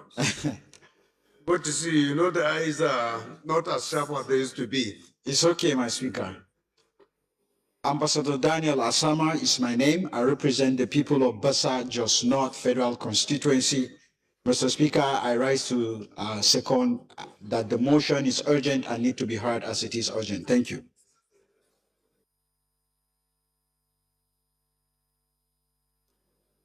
Those in support of this motion say aye. Those against say nay. That is of it. This motion is referred to the Committee on Land Transport for further legislative action. The seventh order of the day is a motion on the need to rehabilitate and provide high-intensity solar street lights along the road linking Imo and Anambra states through Amaifeke, Unwekwito Junction, Obala, Uberuru, Obibi, Ochasi, and Iitowere in Olu local government area of Imo State through Akwa Iyide and Osumenyi communities in Nnewi, South local government area of Anambra State, standing in the name of Honorable Canis Mosi Nwachukwu. Honorable Nwachukwu is invited to move the motion. Thank you, Mr. Speaker, Your Excellency Iyazazao Dr. Tajuddin Abbas, the Speaker of the 10th National Assembly. I salute you, sir. And of course, my strategic allies, partners, and honorable colleagues. You are all welcome. My name is Honorable High Chief Kenny Small Chukwugozie Nwachukwu. I am from Imo State, Nigeria, and of course I represent the great people of Olo, Osu, and Oru East Federal Constituency, where you have the best and the most workaholic governor in the Federal Republic of Nigeria, His Excellency Dr. Hope Uzodimma Onwa.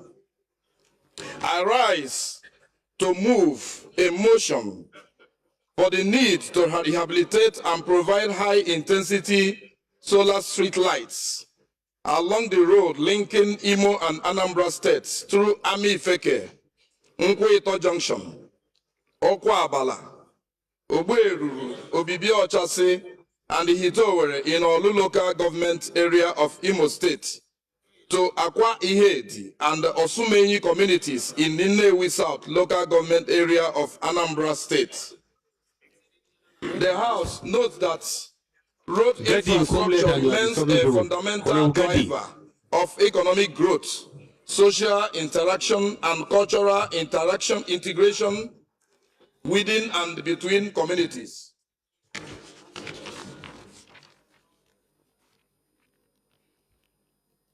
aware that the road linking Imo and Anambra states through Amifeke, Nkweito Junction, Okwabala, Oberuru, Obibi Ochasi, and Hitowere in Olu local government area of Imo State to Akwa and Osumeyi communities in Nnewi South, local government area of Anambra State, has existed for decades.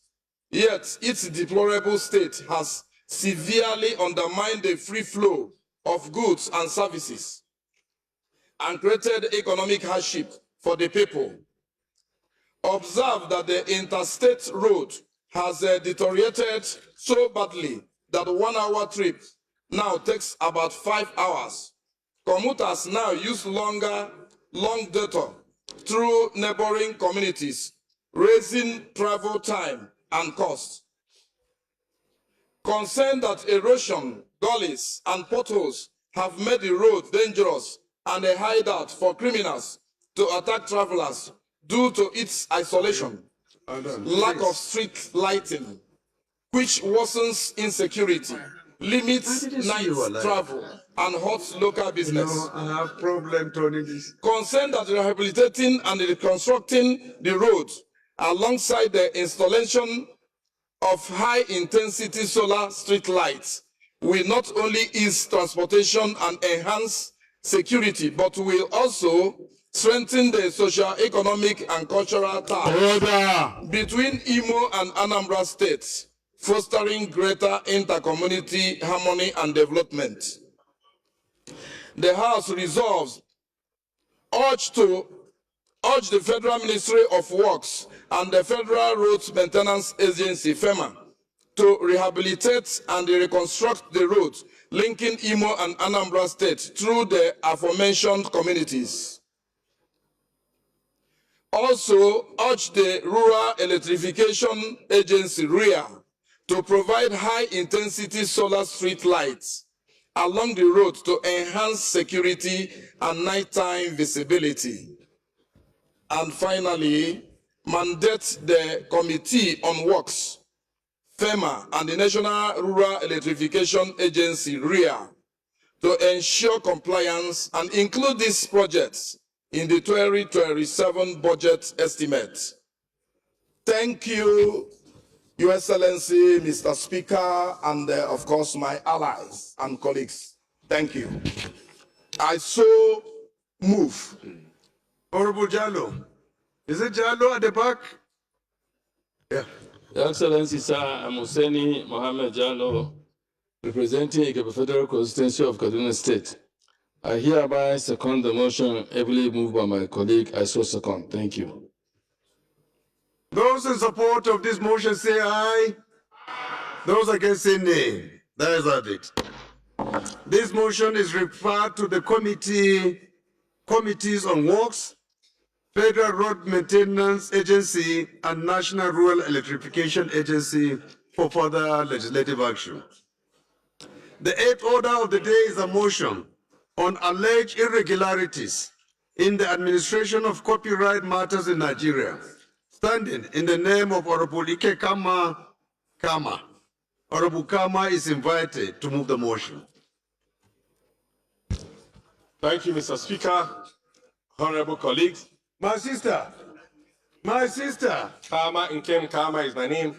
I represent awesome people of Ohozara, Onitsha, Federal constituency. I'm from Ebonyi State, the south of the nation. Please. Hold on. Mr. Speaker, distance. For safety, please. Alleged irregularities in the administration of copyright matters in Nigeria. Mr. Speaker, honorable colleagues, the House knows the public outcry for Copyright Society of Nigeria.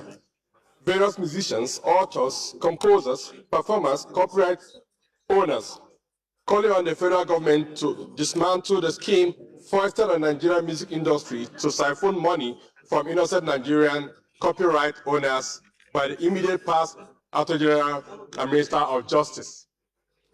The House also notes that the outcry raises serious concerns on the administration and regulation of copyright matters in Nigeria, including allegations of actions and decisions which may have adversely affected the interests of Nigerian musicians, authors, composers, performers, and other copyright owners. The House concerned that allegations raised, if established, may have significant implications for the protection of intellectual property rights, the creative industry, and the livelihoods of Nigerian artists and right holders.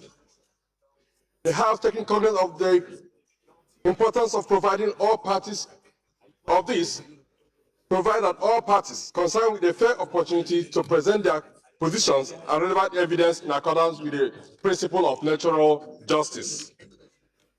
The House is aware that the House of Representatives has a constitutional responsibility to ensure transparency, accountability, and adherence to due process in the administration of public affairs and institutions established by the law as defined in Section 88 of the Constitution of the Federal Republic of Nigeria, 1999, as amended.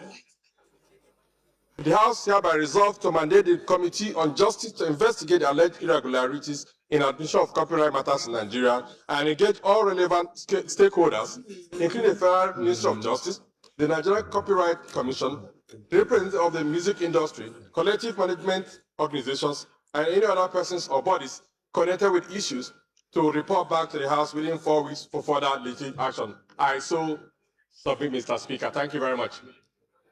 Honorable Okafo. Thank you very much, Right Honorable Speaker, my very distinguished colleagues. My name is Honorable Dikin Chike John Okafo, PhD. I represent the good people of a member, no, Hitu Boma, Federal Constituency. Mr. Speaker, I'm from Imo State, and I rise to second this motion, very important motion, ably moved by my brother, Honorable Kem Kama. Mr. Speaker, I so second. Those in support of this motion say aye. Aye. Those against say nay. The ayes have it.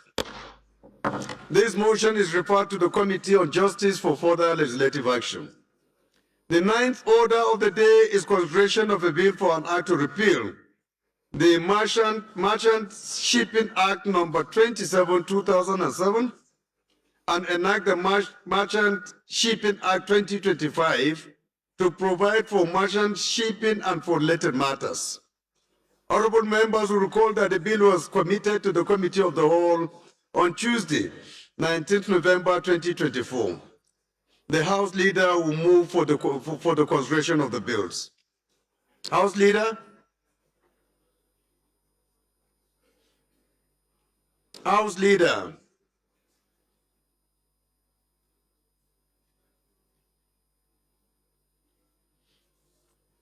Distinguished honorable colleagues, Abdullah Ibrahim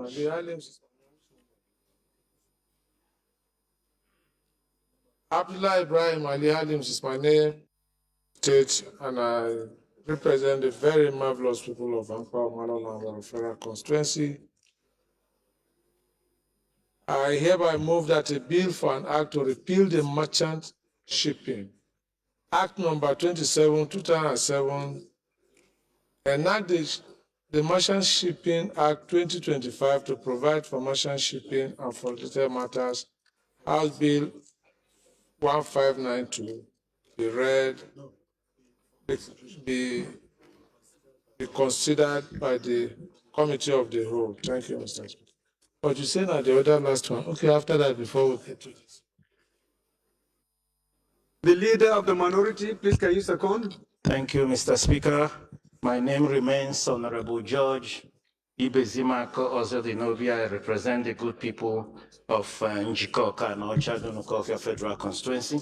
I rise to second that the motion moved by the House Leader we do resolve into the Committee of Whole to consider the report. I so second. Point of order, sir. Point of order? Yes, sir. On this particular? No, sir. Eh? Is it on this particular? No, sir. Well, let's finish it then. Let's put the question, and then you can raise your point of order after. So those in support of this motion say aye. Those against say nay. The ayes have it. What's your point of order, Honorable? Thank you, Mr. Speaker. Honorable colleagues, I'm a Hababa, Chief of Dambogo, the Federal Constituency. Order 8, Rule 6, personal explanation. Mr. Speaker, honorable colleagues, I have a moral and official obligation to explain before this House a remarkable achievement made by the Commander-in-Chief of the Armed Forces, President Bola Ahmed Tinubu, the National Security Advisor, the Minister of Defense, and other service chiefs, the Theater Commander, Operation Hadin Kai, as well as the Brigade Commander of Goza Local Government, General N.I. Abdullahi, for securing 340-something my constituents that are under the captivity of Boko Haram. If we can recall, Mr. Speaker, more than 350 constituents of mine were abducted by Boko Haram barely 15 days during Ramadan. And virtually 3 months ago, today, these captives, as well as their family members, were released or secured, if I can put it that way, or rescued by the men of the Nigerian Armed Forces. Mr. Speaker, I cannot conclude this explanation by not commending the effort of our civilian JTF, vigilante, as well as hunters, including the agro rangers, 1,000 of which were recruited by the federal government and posted to Borno, and 2,400 were equally recruited by His Excellency, the Executive Governor of Borno State, the most hardworking governor in the country, Professor Babagana Umar Zulum. So what I'm trying to say in a nutshell, anything that is worth commending is worth commending well. I am urging all my colleagues to put the Nigerian Armed Forces in their prayers, our civilian JTF in their prayers, as well as the agro rangers, including the president who has given the command for the operation. We thank them very much and we appreciate their effort. Our constituents now are taking the pieces of their lives in their various locations. Thank you very much.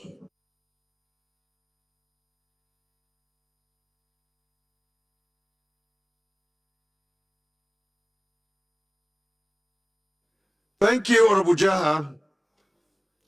Honorable colleagues, the 10th order of the day is consideration of several reports of the Committee on Commerce. Honorable Ahmed Munir will move for the consideration of the reports. Honorable Ahmed Munir. Or should we step it down until tomorrow? It doesn't appear you are ready. We were consulting on the very bill with my colleague, Honorable Lugumi.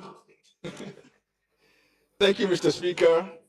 Honorable colleagues, I hereby rise to a motion for consideration of reports for our Committee on Commerce for various bills from items 10 to 15 to 16. Mr. Speaker, I so move.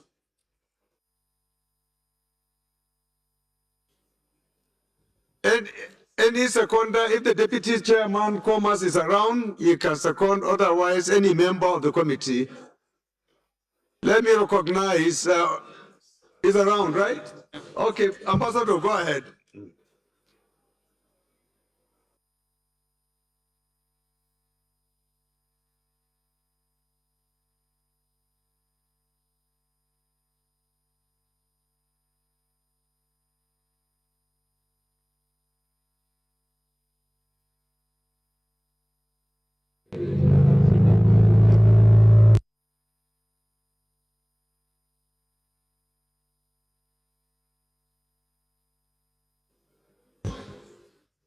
Thank you, Honorable Speaker.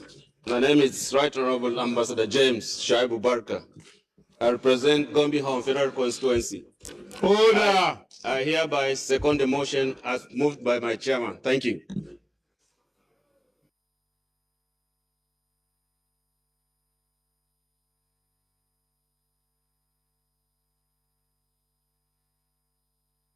Those in support of this motion say aye. Those against say nay. That is of it. The next order of the day is the consideration of two bills standing in the name of the House Leader. Honorable Ihobere will move for their consideration.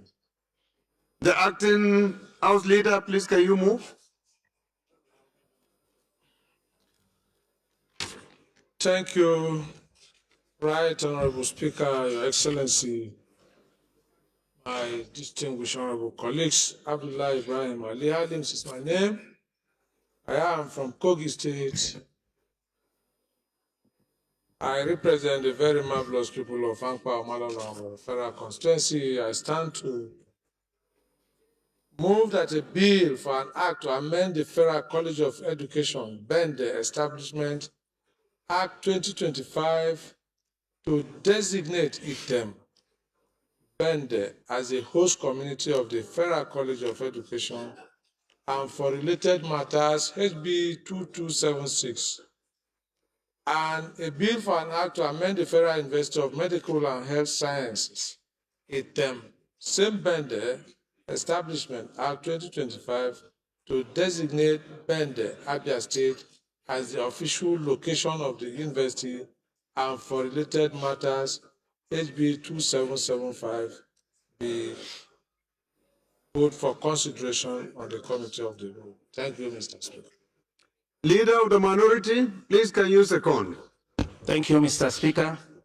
I rise again to second the motion that the House do move to committee of the whole to consider the reports HB, the bill HB 227 and 2775. I so second. Those in support of this motion say aye. Those against say nay. There is have it. Leader of the House, can you move for the House to resolve to the committee of the whole to consider these reports?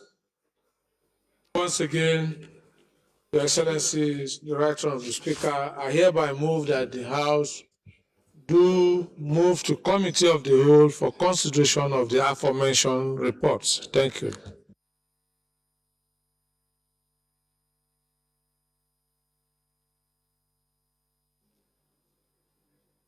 The leader of the minority, please can you kindly second?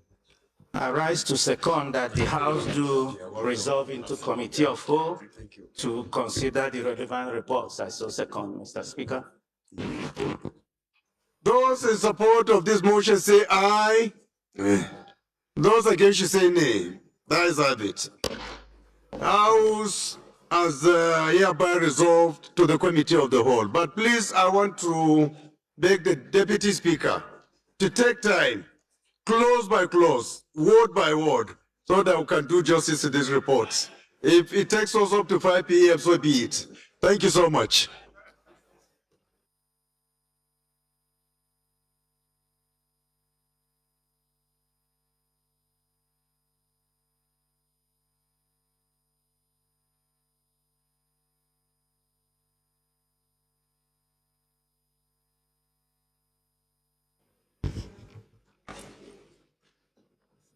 Yeah, how are you? What's the first one? Which one? Okay.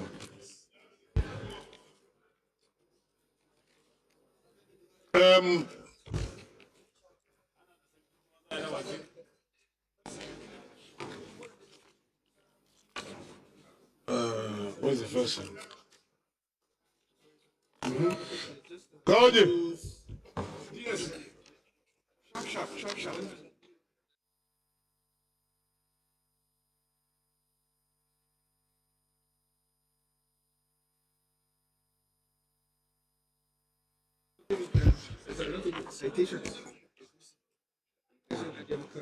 Most distinguished colleagues, the bill to be considered is for an act to repeal the Merchant Shipping Act number 27, 2007, and enact the Merchant Shipping Act 2025 to provide for the merchant shipping and for related matters.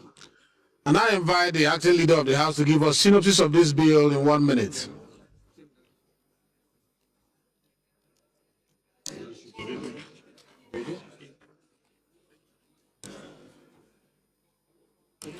Leader, please. Mr. Chairman, distinguished honorable colleague, this is a bill for an act to repeal the Merchant Shipping Act number 27, 2007, to enact the Merchant Shipping Act 2026 to provide for merchant shipping and for related matters, HB 1592.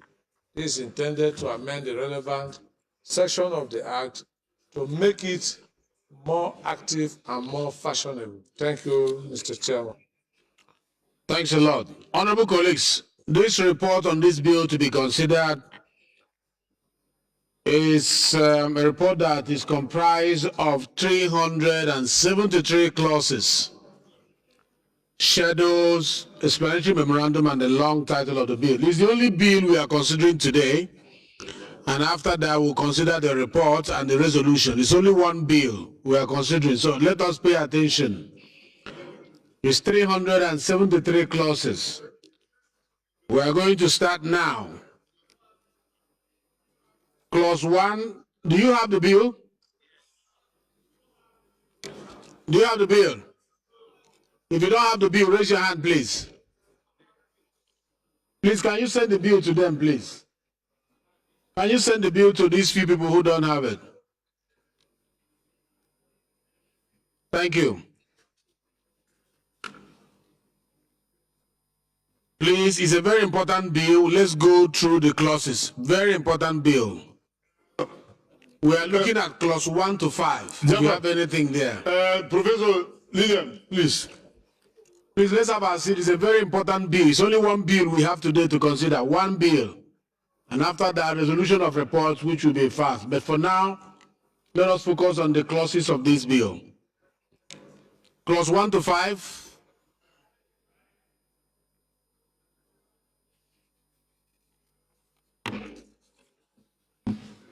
We're looking at clause 6 to 10.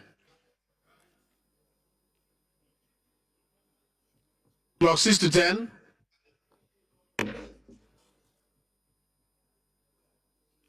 Clause 11 to 15.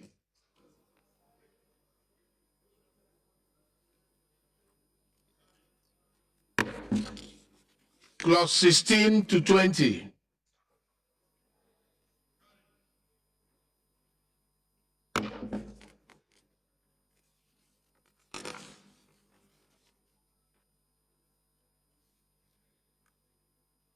Clause 21 to 30. Point of order, Mr. Chairman. Mr. Chairman, I do not have a copy of this. I've been waiting for it. So please let's be carried along. I thought we said we should send you for copies. Sergeant at arm, please.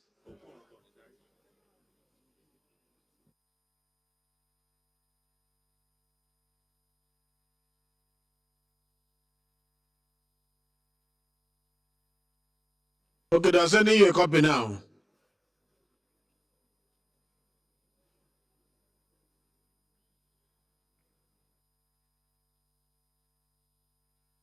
Clause 20 to 30.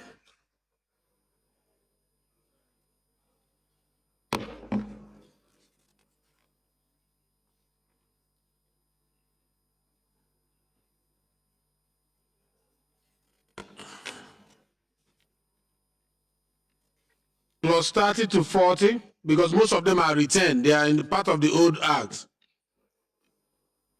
Clause 30 to 40. All the retained one, we have nothing to add to them, so they are retained.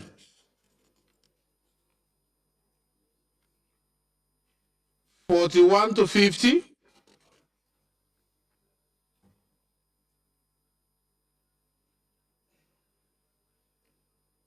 (41) to 50.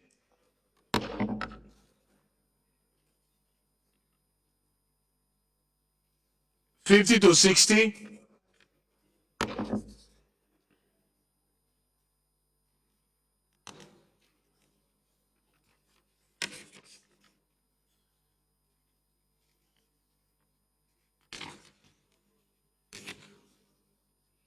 Can we look at 60 to 80? Because I'm seeing all of them are retained. Can we look at 60 to 80?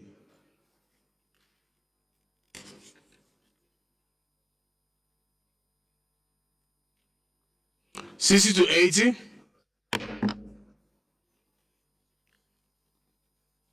Let's look at 80 to 100.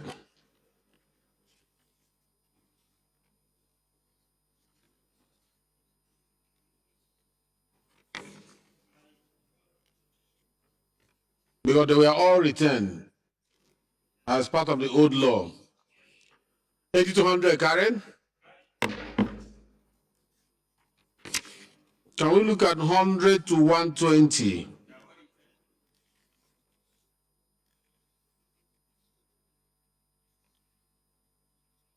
$100 to 120?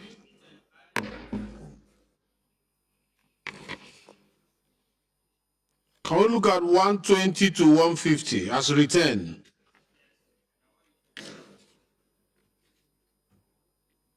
$120 to 150 return, carried.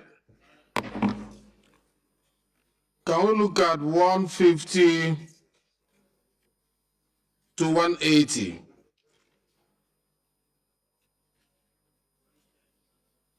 They are all returned. Carried.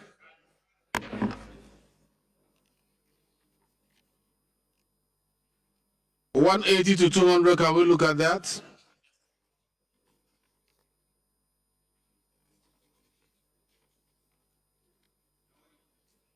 Returned and carried.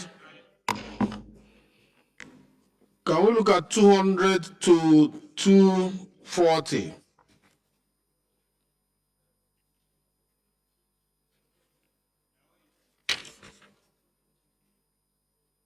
Carried as returned.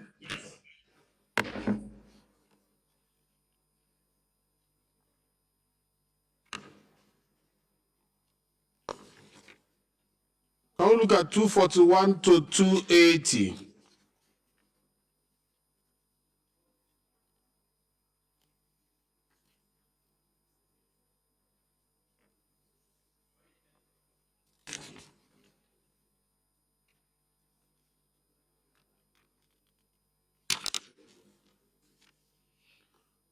Carried as returned.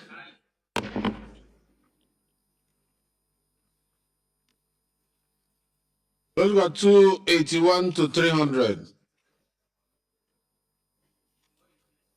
What did they then amend if they retain everything? What did they now amend if they retain everything? Why is it the bill before me? Okay, let's continue. So 300. Carried as written. Okay. No, let's get to the end and see if there's anywhere they are altered. Because I'm seeing like bringing the old and asking us to waste legislative time. Because I want to see where they made a contribution. Hmm?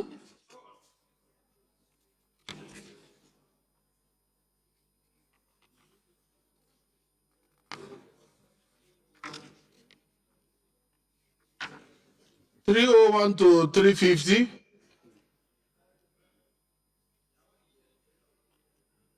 Carried as a return. Chairman, rules and business. You have to tell me why this thing is before us. Because it's like garbage in, garbage out. I want to know why is this bill before us? If we are retaining everything that is in the old bill, why is it before us? Are we amending any schedule, any explanatory memorandum, any long title? Why is it before us?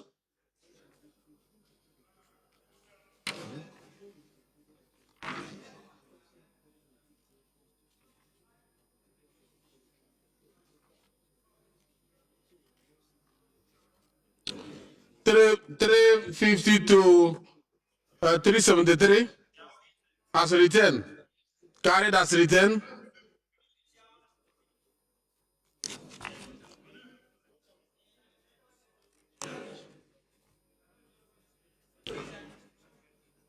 Merchant Shipping Act. Chairman, rules and business. Because I don't see the work we are doing here. Do we step it down? Let me be advised by my secretary. But I have to move on to this thing. Yes, just give me a minute. Which committee laid this report?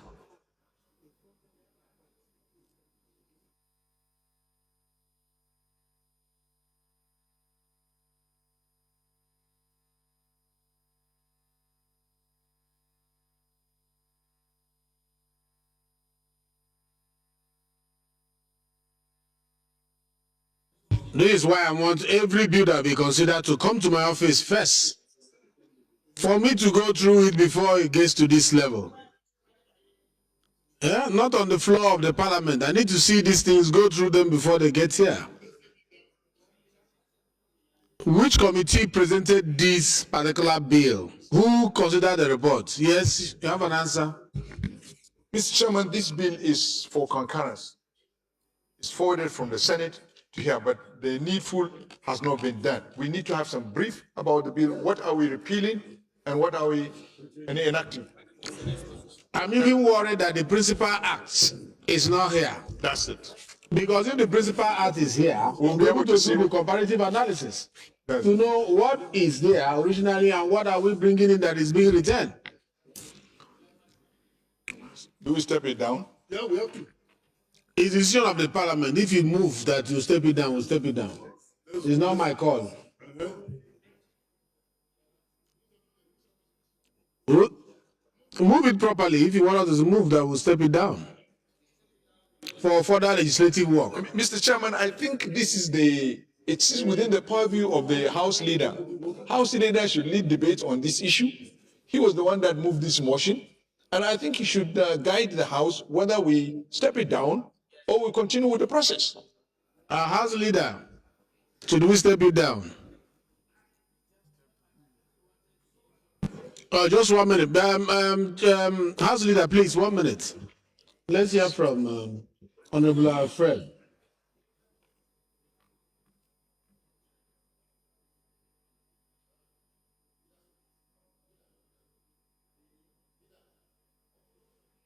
Turn off your mic. Yeah, thank you, Chairman, for the opportunity. Agbedi Yejemine Frederick is my name. I represent Sopama Keremo Federal Constituency. Zonkeme, I'm from Bayelsa. Chairman, I had cause to have an heated argument with the clerk of my committee.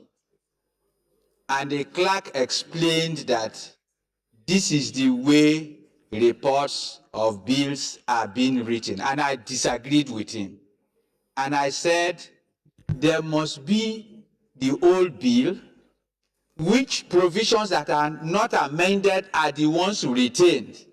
The ones that you are amending must show that these are the amendments for members to be able to differentiate between the old bill, the provisions amended and the provisions not amended.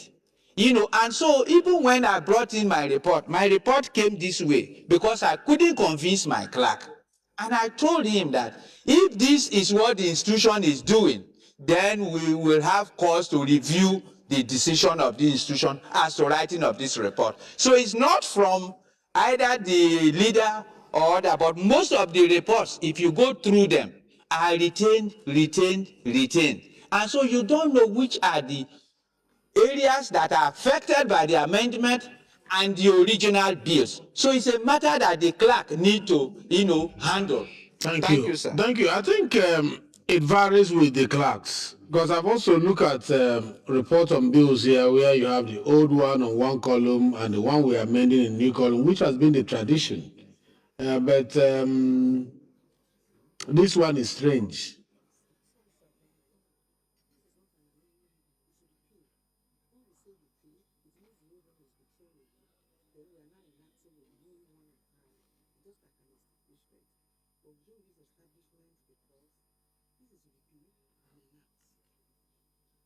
Means there was an existing act which entirely had been thrown away and a new one had been drafted. So why are you saying return?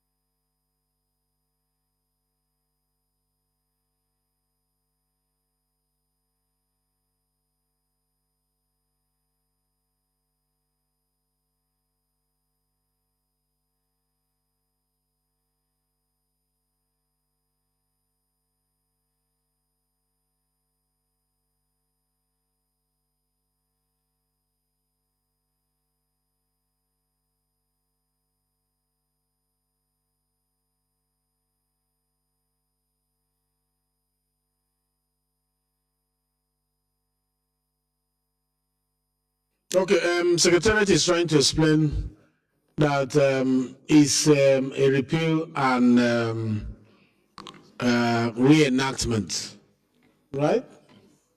Repeal and reenactment bill. And in that case, the old bill is jettisoned and the new bill comes to life, and that the Committee of Rules and Business,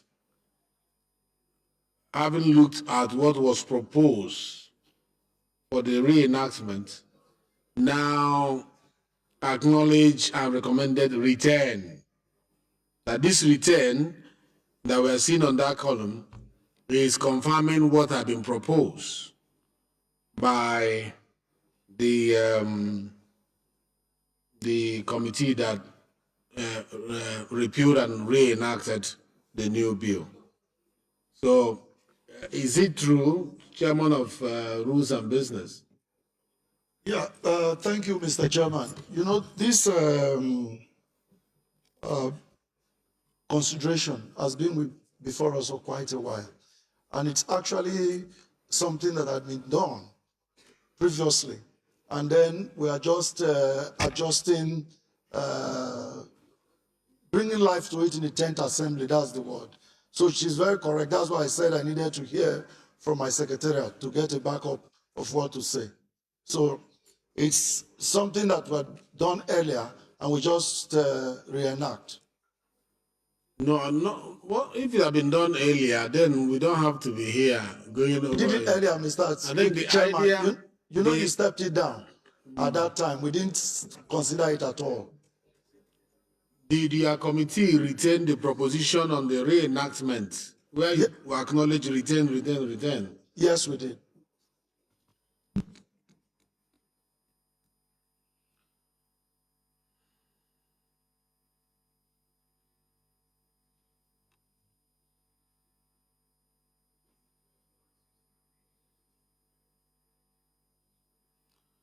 We'll allow this to go through, but next time it will be good for members to have this ahead of time and to see the principal art from where they changed to this one.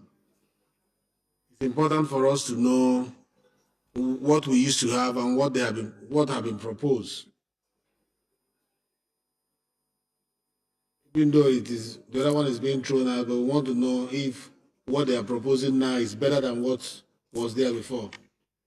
Do you understand?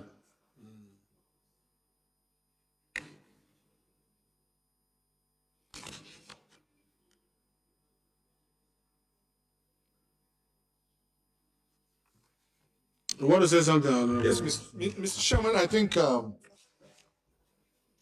with due respect to the Chairman Rules and Business, and with due respect to the House in general, Mr. Chairman, we are legislating for this country, for the good governance for this country.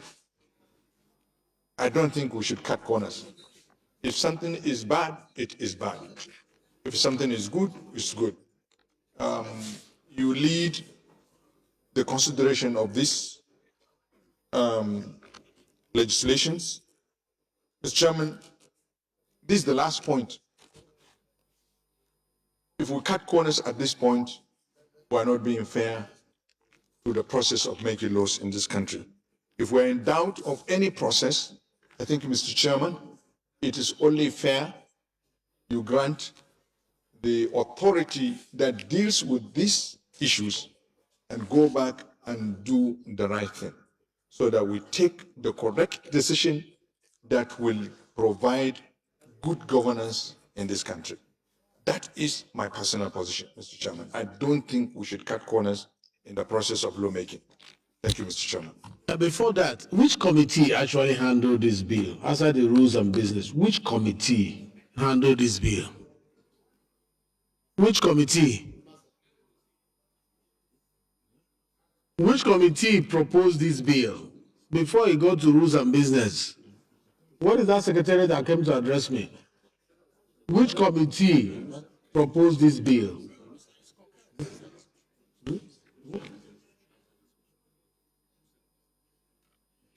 Which committee made proposal? Which committee repealed and reenacted?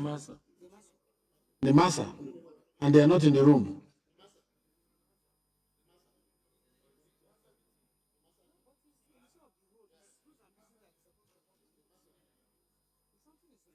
Rules and business. Did you receive this from Nemasa? The clerk, you should know where you referred it to, when it was referred, when it appeared before the House.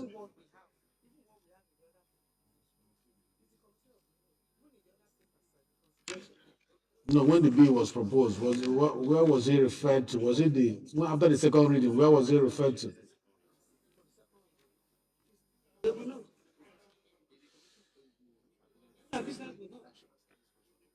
Okay, I think what we're going to do now, just to be on the safer side, rules and business will step this down and bring it up on Thursday. Bring it up on Thursday, use between tomorrow, and Thursday to tidy up all this so that we can pass it on Thursday. Got it?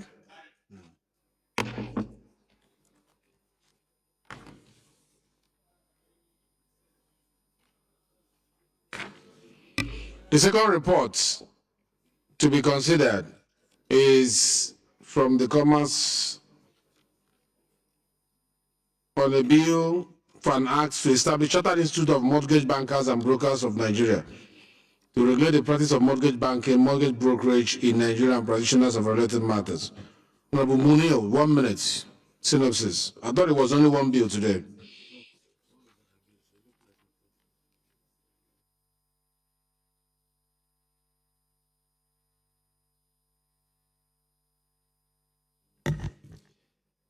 Thank you, Chair. 1 minute synopsis, please. Yes, sir.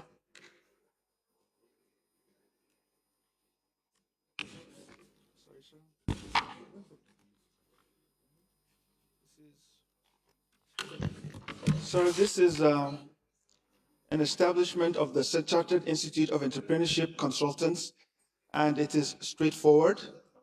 We hereby want to have a body that regulates these particular organizations, and the objectives are plain: to offer professional and vocational training for entrepreneurship and management, to build entrepreneurship capacity by exposing entrepreneurs to skills and management techniques, and wanting to take our economy to the $1 trillion dollar level. I think these are part of the bills that we need to ensure that we advance within our country, sir.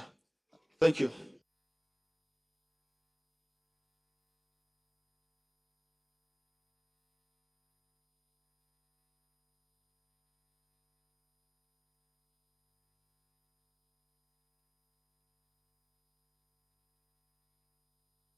Is this also repeal and enactment? Because I'm also seeing the repetition of return. We are establishing, sir. Yeah? Establish. A bill for an act to establish Chartered Institute, sir. All right, it's because these are the lines. I think it's the same debate that we're having. These are the items that the committee at our level agreed to, and we are retaining for moving onward forward and for consideration. Okay, thank you. Honorable colleagues, the question is that 21 clauses schedule the memorandum and long title be made part of this bill. Clause 1 to 5. Clause 1 to 5. Clause 5 to 10. Clause 11 to 18. Clause 19 to 21. Clause 19 to 21. The shadows, explanatory memorandum, the long title of the bill.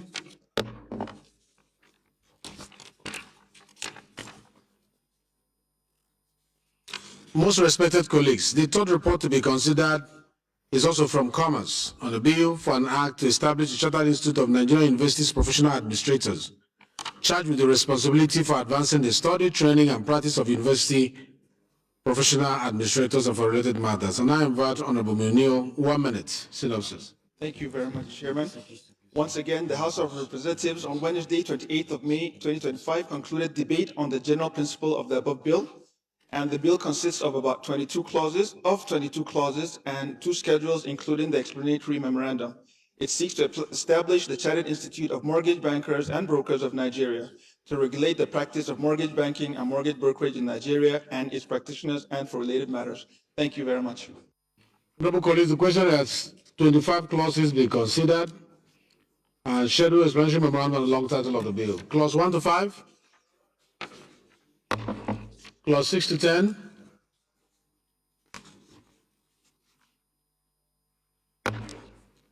clause 11 to 15,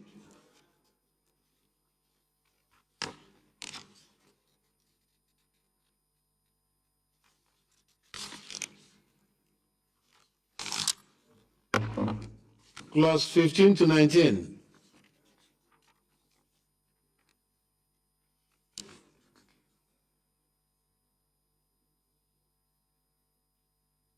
(15 to 19).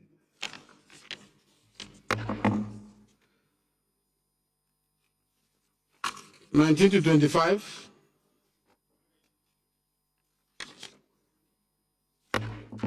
The shadows. Explanation memorandum, the long title of the bill.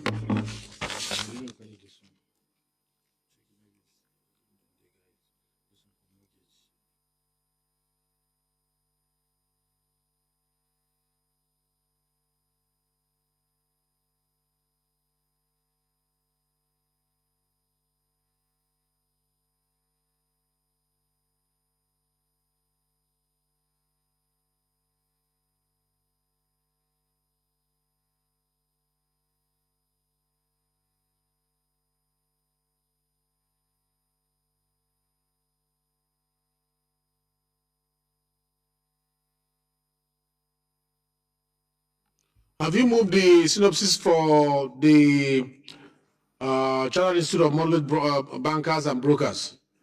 Yes, Mr. Chair. You've done that? I did, sir. Carried it. And we have carried it.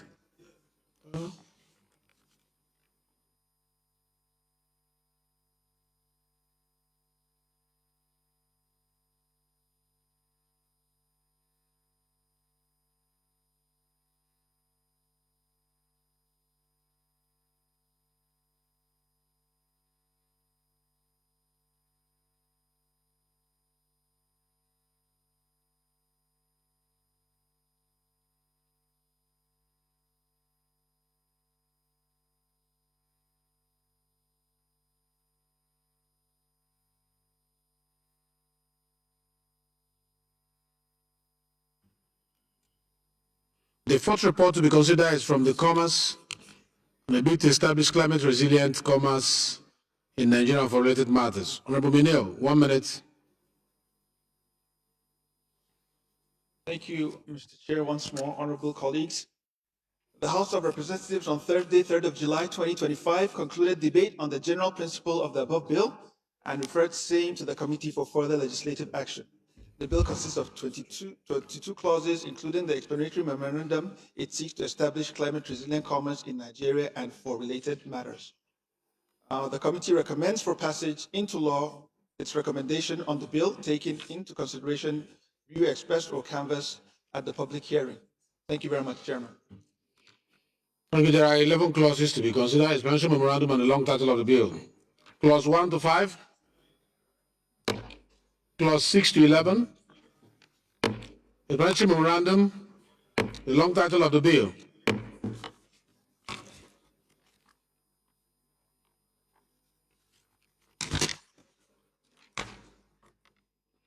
The fifth report to be considered is from Commerce for an act to establish a Chartered Institute of Financial and Investment Analysts of Nigeria to regulate the control practice of financial and investment analysts in Nigeria and for related matters. Mune, 1 minute.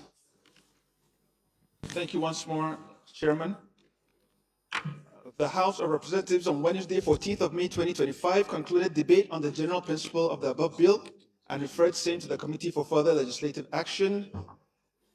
The bill consists of about 34 clauses and 2 schedules. It seeks to establish the Chartered Institute of Financial and Investment Analysis of Nigeria to regulate and control practice of financial and investment analysis in Nigeria and for related matters. The committee recommends for passage into law its recommendation on the bill, taking into consideration views expressed or canvassed at the public hearing. Thank you, Chairman. Thank you. There are 34 clauses here, schedules, explanatory memorandum, and the long title of the bill. Let's go through it. Clause 1 to 10. Let's go through it.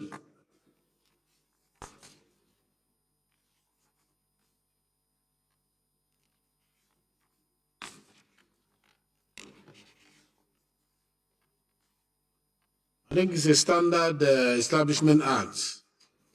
Clause 1 to 10.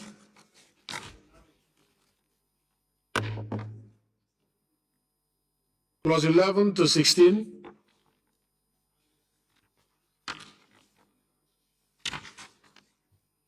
These are basic. Clause 16 to 19. Clause 20 to 30. Clause 31 to 34. The shadows, friendship memorandum, the long title of the bill.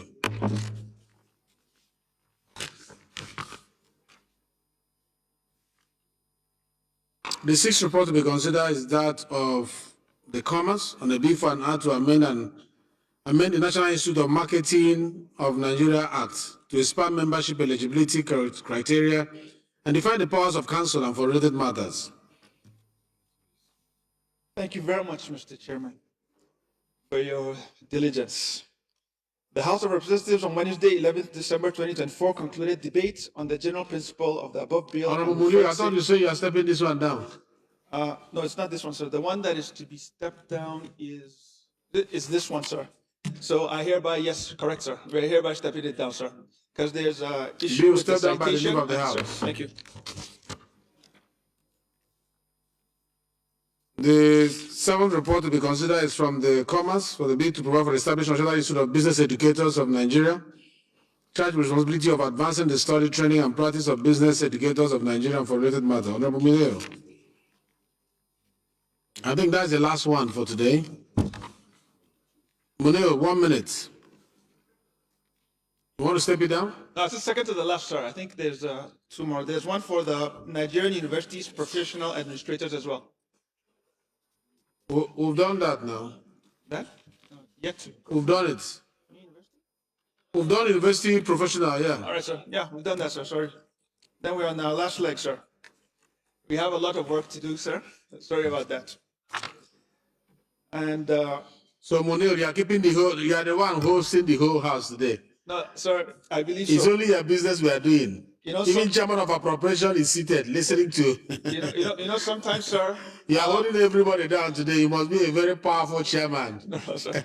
No, sometimes, sir, we are mistaken to be sent here to Abuja to be ministers of works. Everybody expects roads and schools and etc. from us. But the truth of the matter, this is one of the key reasons we are here to legislate, sir. Thank you, sir. Humbly. Thank you. The House of Representatives at its sitting on Thursday, 26 October 2024, read the above captured bill for the second time and subsequently referred it to the Committee of Commerce for further legislative action. The bill consists of 24 clauses and 3 schedules, including the explanatory memorandum. It seeks to establish the Chartered Institute of Business Educators of Nigeria, saddled with the responsibility of advancing the study, training, and professional practice of business education in Nigeria. And we hereby recommend that this bill moves forward so that we can be able to boost our economy. Thank you, sir. Thank you. Honorable colleagues, 26 clauses, schedules, explanatory memorandum, and long title of the bill. Clause 1 to 5. Clause 6 to 10. Clause 10 to 15. 15 to 20, 20 to 23. The shadows, resolution memorandum, the long title of the bill. Congratulations, Honorable Munir. I'm humbled, sir. Thank you. Well done.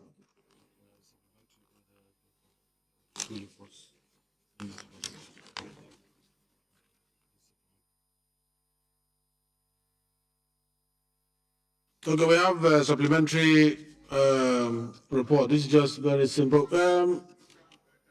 Just two. Just two.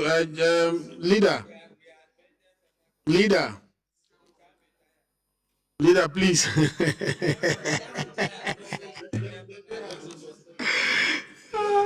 Yes, thank you, Mr. Chairman. Very important to me. Distinguished honorable colleagues, I hereby move that the bill for an act to amend the Federal College of Education Bende Establishment Act 2025 to designate Item Bende as the host community. Allow me to, Chief Whip, please, you are interrupting the process. As the host community of the Federal College of Education and for related matters, HB 2276 be considered. And second one, a bill for an act to amend the Federal University of Medical and Health Services ITEM Bende Establishment Act 2025 to designate Bende Abia State as the official location of the university and for related matters be due for consideration. Thank you, Mr. Speaker. Thank you. This is just correction of location in the two bills. So there was a mistake on the location. So the first one to be considered is College of Education, bill for an act to amend the Federal College of Education Bende Establishment Act 2025 to designate ITEM as the host community of Federal College of Education and for related matters, HB 2776. And the report is comprised of 6 clauses, a explanatory memorandum, and the long title of the bill. Clause 1 to 6, explanatory memorandum, the long title of the bill. The next one is also on a bill for an act to amend the Federal University of Medical and Health Sciences, Bende Establishment Act 2025 to designate Bende Abia State as the official location of the university and for related matters, HB 2775. The report is comprised of 4 clauses, explanatory memorandum, and the long title of the bill. Clause 1 to 4, explanatory memorandum, the long title of the bill. Leader, please move that the House revert to plenary to report progress.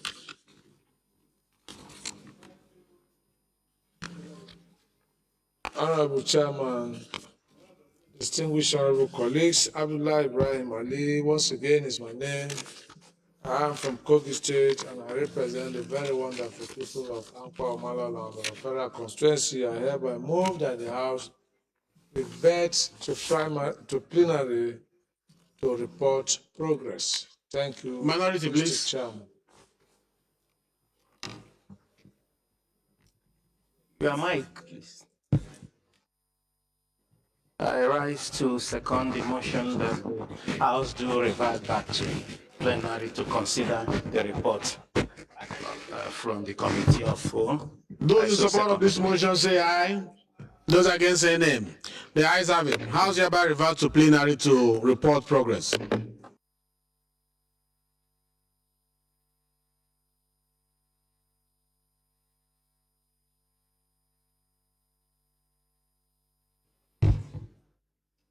The House of Committee met, House Committee of the Whole met and considered a report on a bill for an act to repeal and the Merchant Shipping Act number 27, 2007 and enact Merchant Shipping Act 2025 to provide for merchant shipping and for related matters. This bill was deferred for consideration on a later date after legislative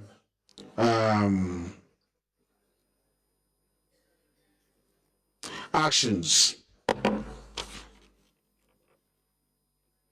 It is a report also that the committee met on a bill for an act to establish the Chartered Institute for Entrepreneurship Consultants and approve clauses 1 to 22, the schedules, explanatory memorandum, and the long title of the bill. The House Committee of the Whole also met on a bill for an act to establish Chartered Institute of Mortgage Bankers and Brokers of Nigeria and approve clauses 1 to 22, the schedules, explanatory memorandum, and the long title of the bill. The House Committee of the Whole met and looked at the bill for an act to establish Chartered Institute of Nigerian Universities Professional Administrators and approve clauses 1 to 25, the schedules and the explanatory memorandum, as well as the long title of the bill. The committee met on a bill for an act to establish climate resilient commerce in Nigeria and related matters and approve clauses 1 to 12, the explanatory memorandum and the long title of the bill. The committee of the whole met on a bill for an act to establish Chartered Institute of Financial and Investment Analysts of Nigeria and approve clauses 1 to 34, the schedules and the explanatory memorandum, as well as the long title of the bill. The House Committee of the whole met on a bill for an act to amend National Institute of Marketing of Nigeria Act 2003 and deferred the consideration of the bill for more legislative action. The House Committee of the whole met and considered the report on a bill for an act to provide the establishment of Chartered Institute of Business Educators of Nigeria and approved clauses 1 to 24, the schedules, the explanatory memorandum, and the long title of the bill. The committee met on a bill for an act to amend the Federal College of Education, Bende, Establishment Act 2025, to designate Bende, Item Bende, as the Health Committee of the Federal College of Education, and for related matters, and approve clauses 1 to 6, the explanatory memorandum, and the long title of the bill. The committee met on an act to amend the Federal University of Medical and Health Sciences, Item Bende, Establishment Act 2025, to designate Bende, Abia State, as the official location of the university and for related matters, and approve clauses 1 to 4, the explanatory memorandum, and the long title of the bill. Leader, please move that the House do adopt the report of the Committee of the Whole as a working instrument of the Parliament.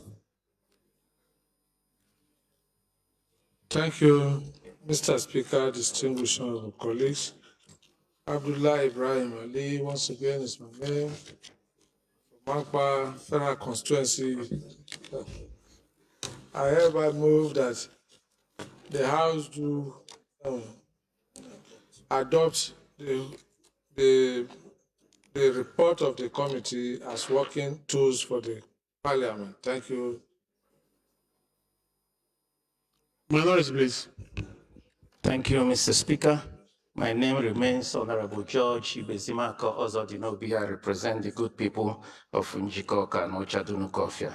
I rise to second the motion by the House, rather that the House do adopt the report of the Committee of Whole as a working instrument of the House. I so second, Mr. Speaker. Those in support of this motion that they have to adopt the report of the Committee of the Whole as a working instrument of the Parliament, say aye. Aye. Those against, say nay. The ayes have it. The report of the Committee of the Whole is hereby adopted as a working instrument of the Parliament. Leader, please move that the House do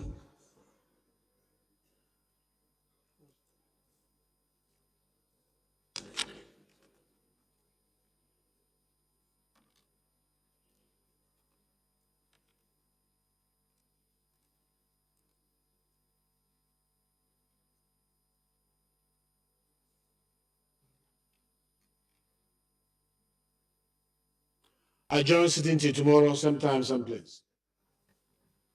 Thank you, Right Honorable Speaker, distinguished honorable colleagues. Abdullah Ibrahim Ali Halims is my name, from Kogi State, representing the very wonderful people of Ankpa Omalawa Federal Constituency, having dealt with all the matters contained in our order of the day today. I hereby move that the House do adjourn to tomorrow, same time, for continuation. Thank you, of minority. sitting. Thank you, Mr. Speaker.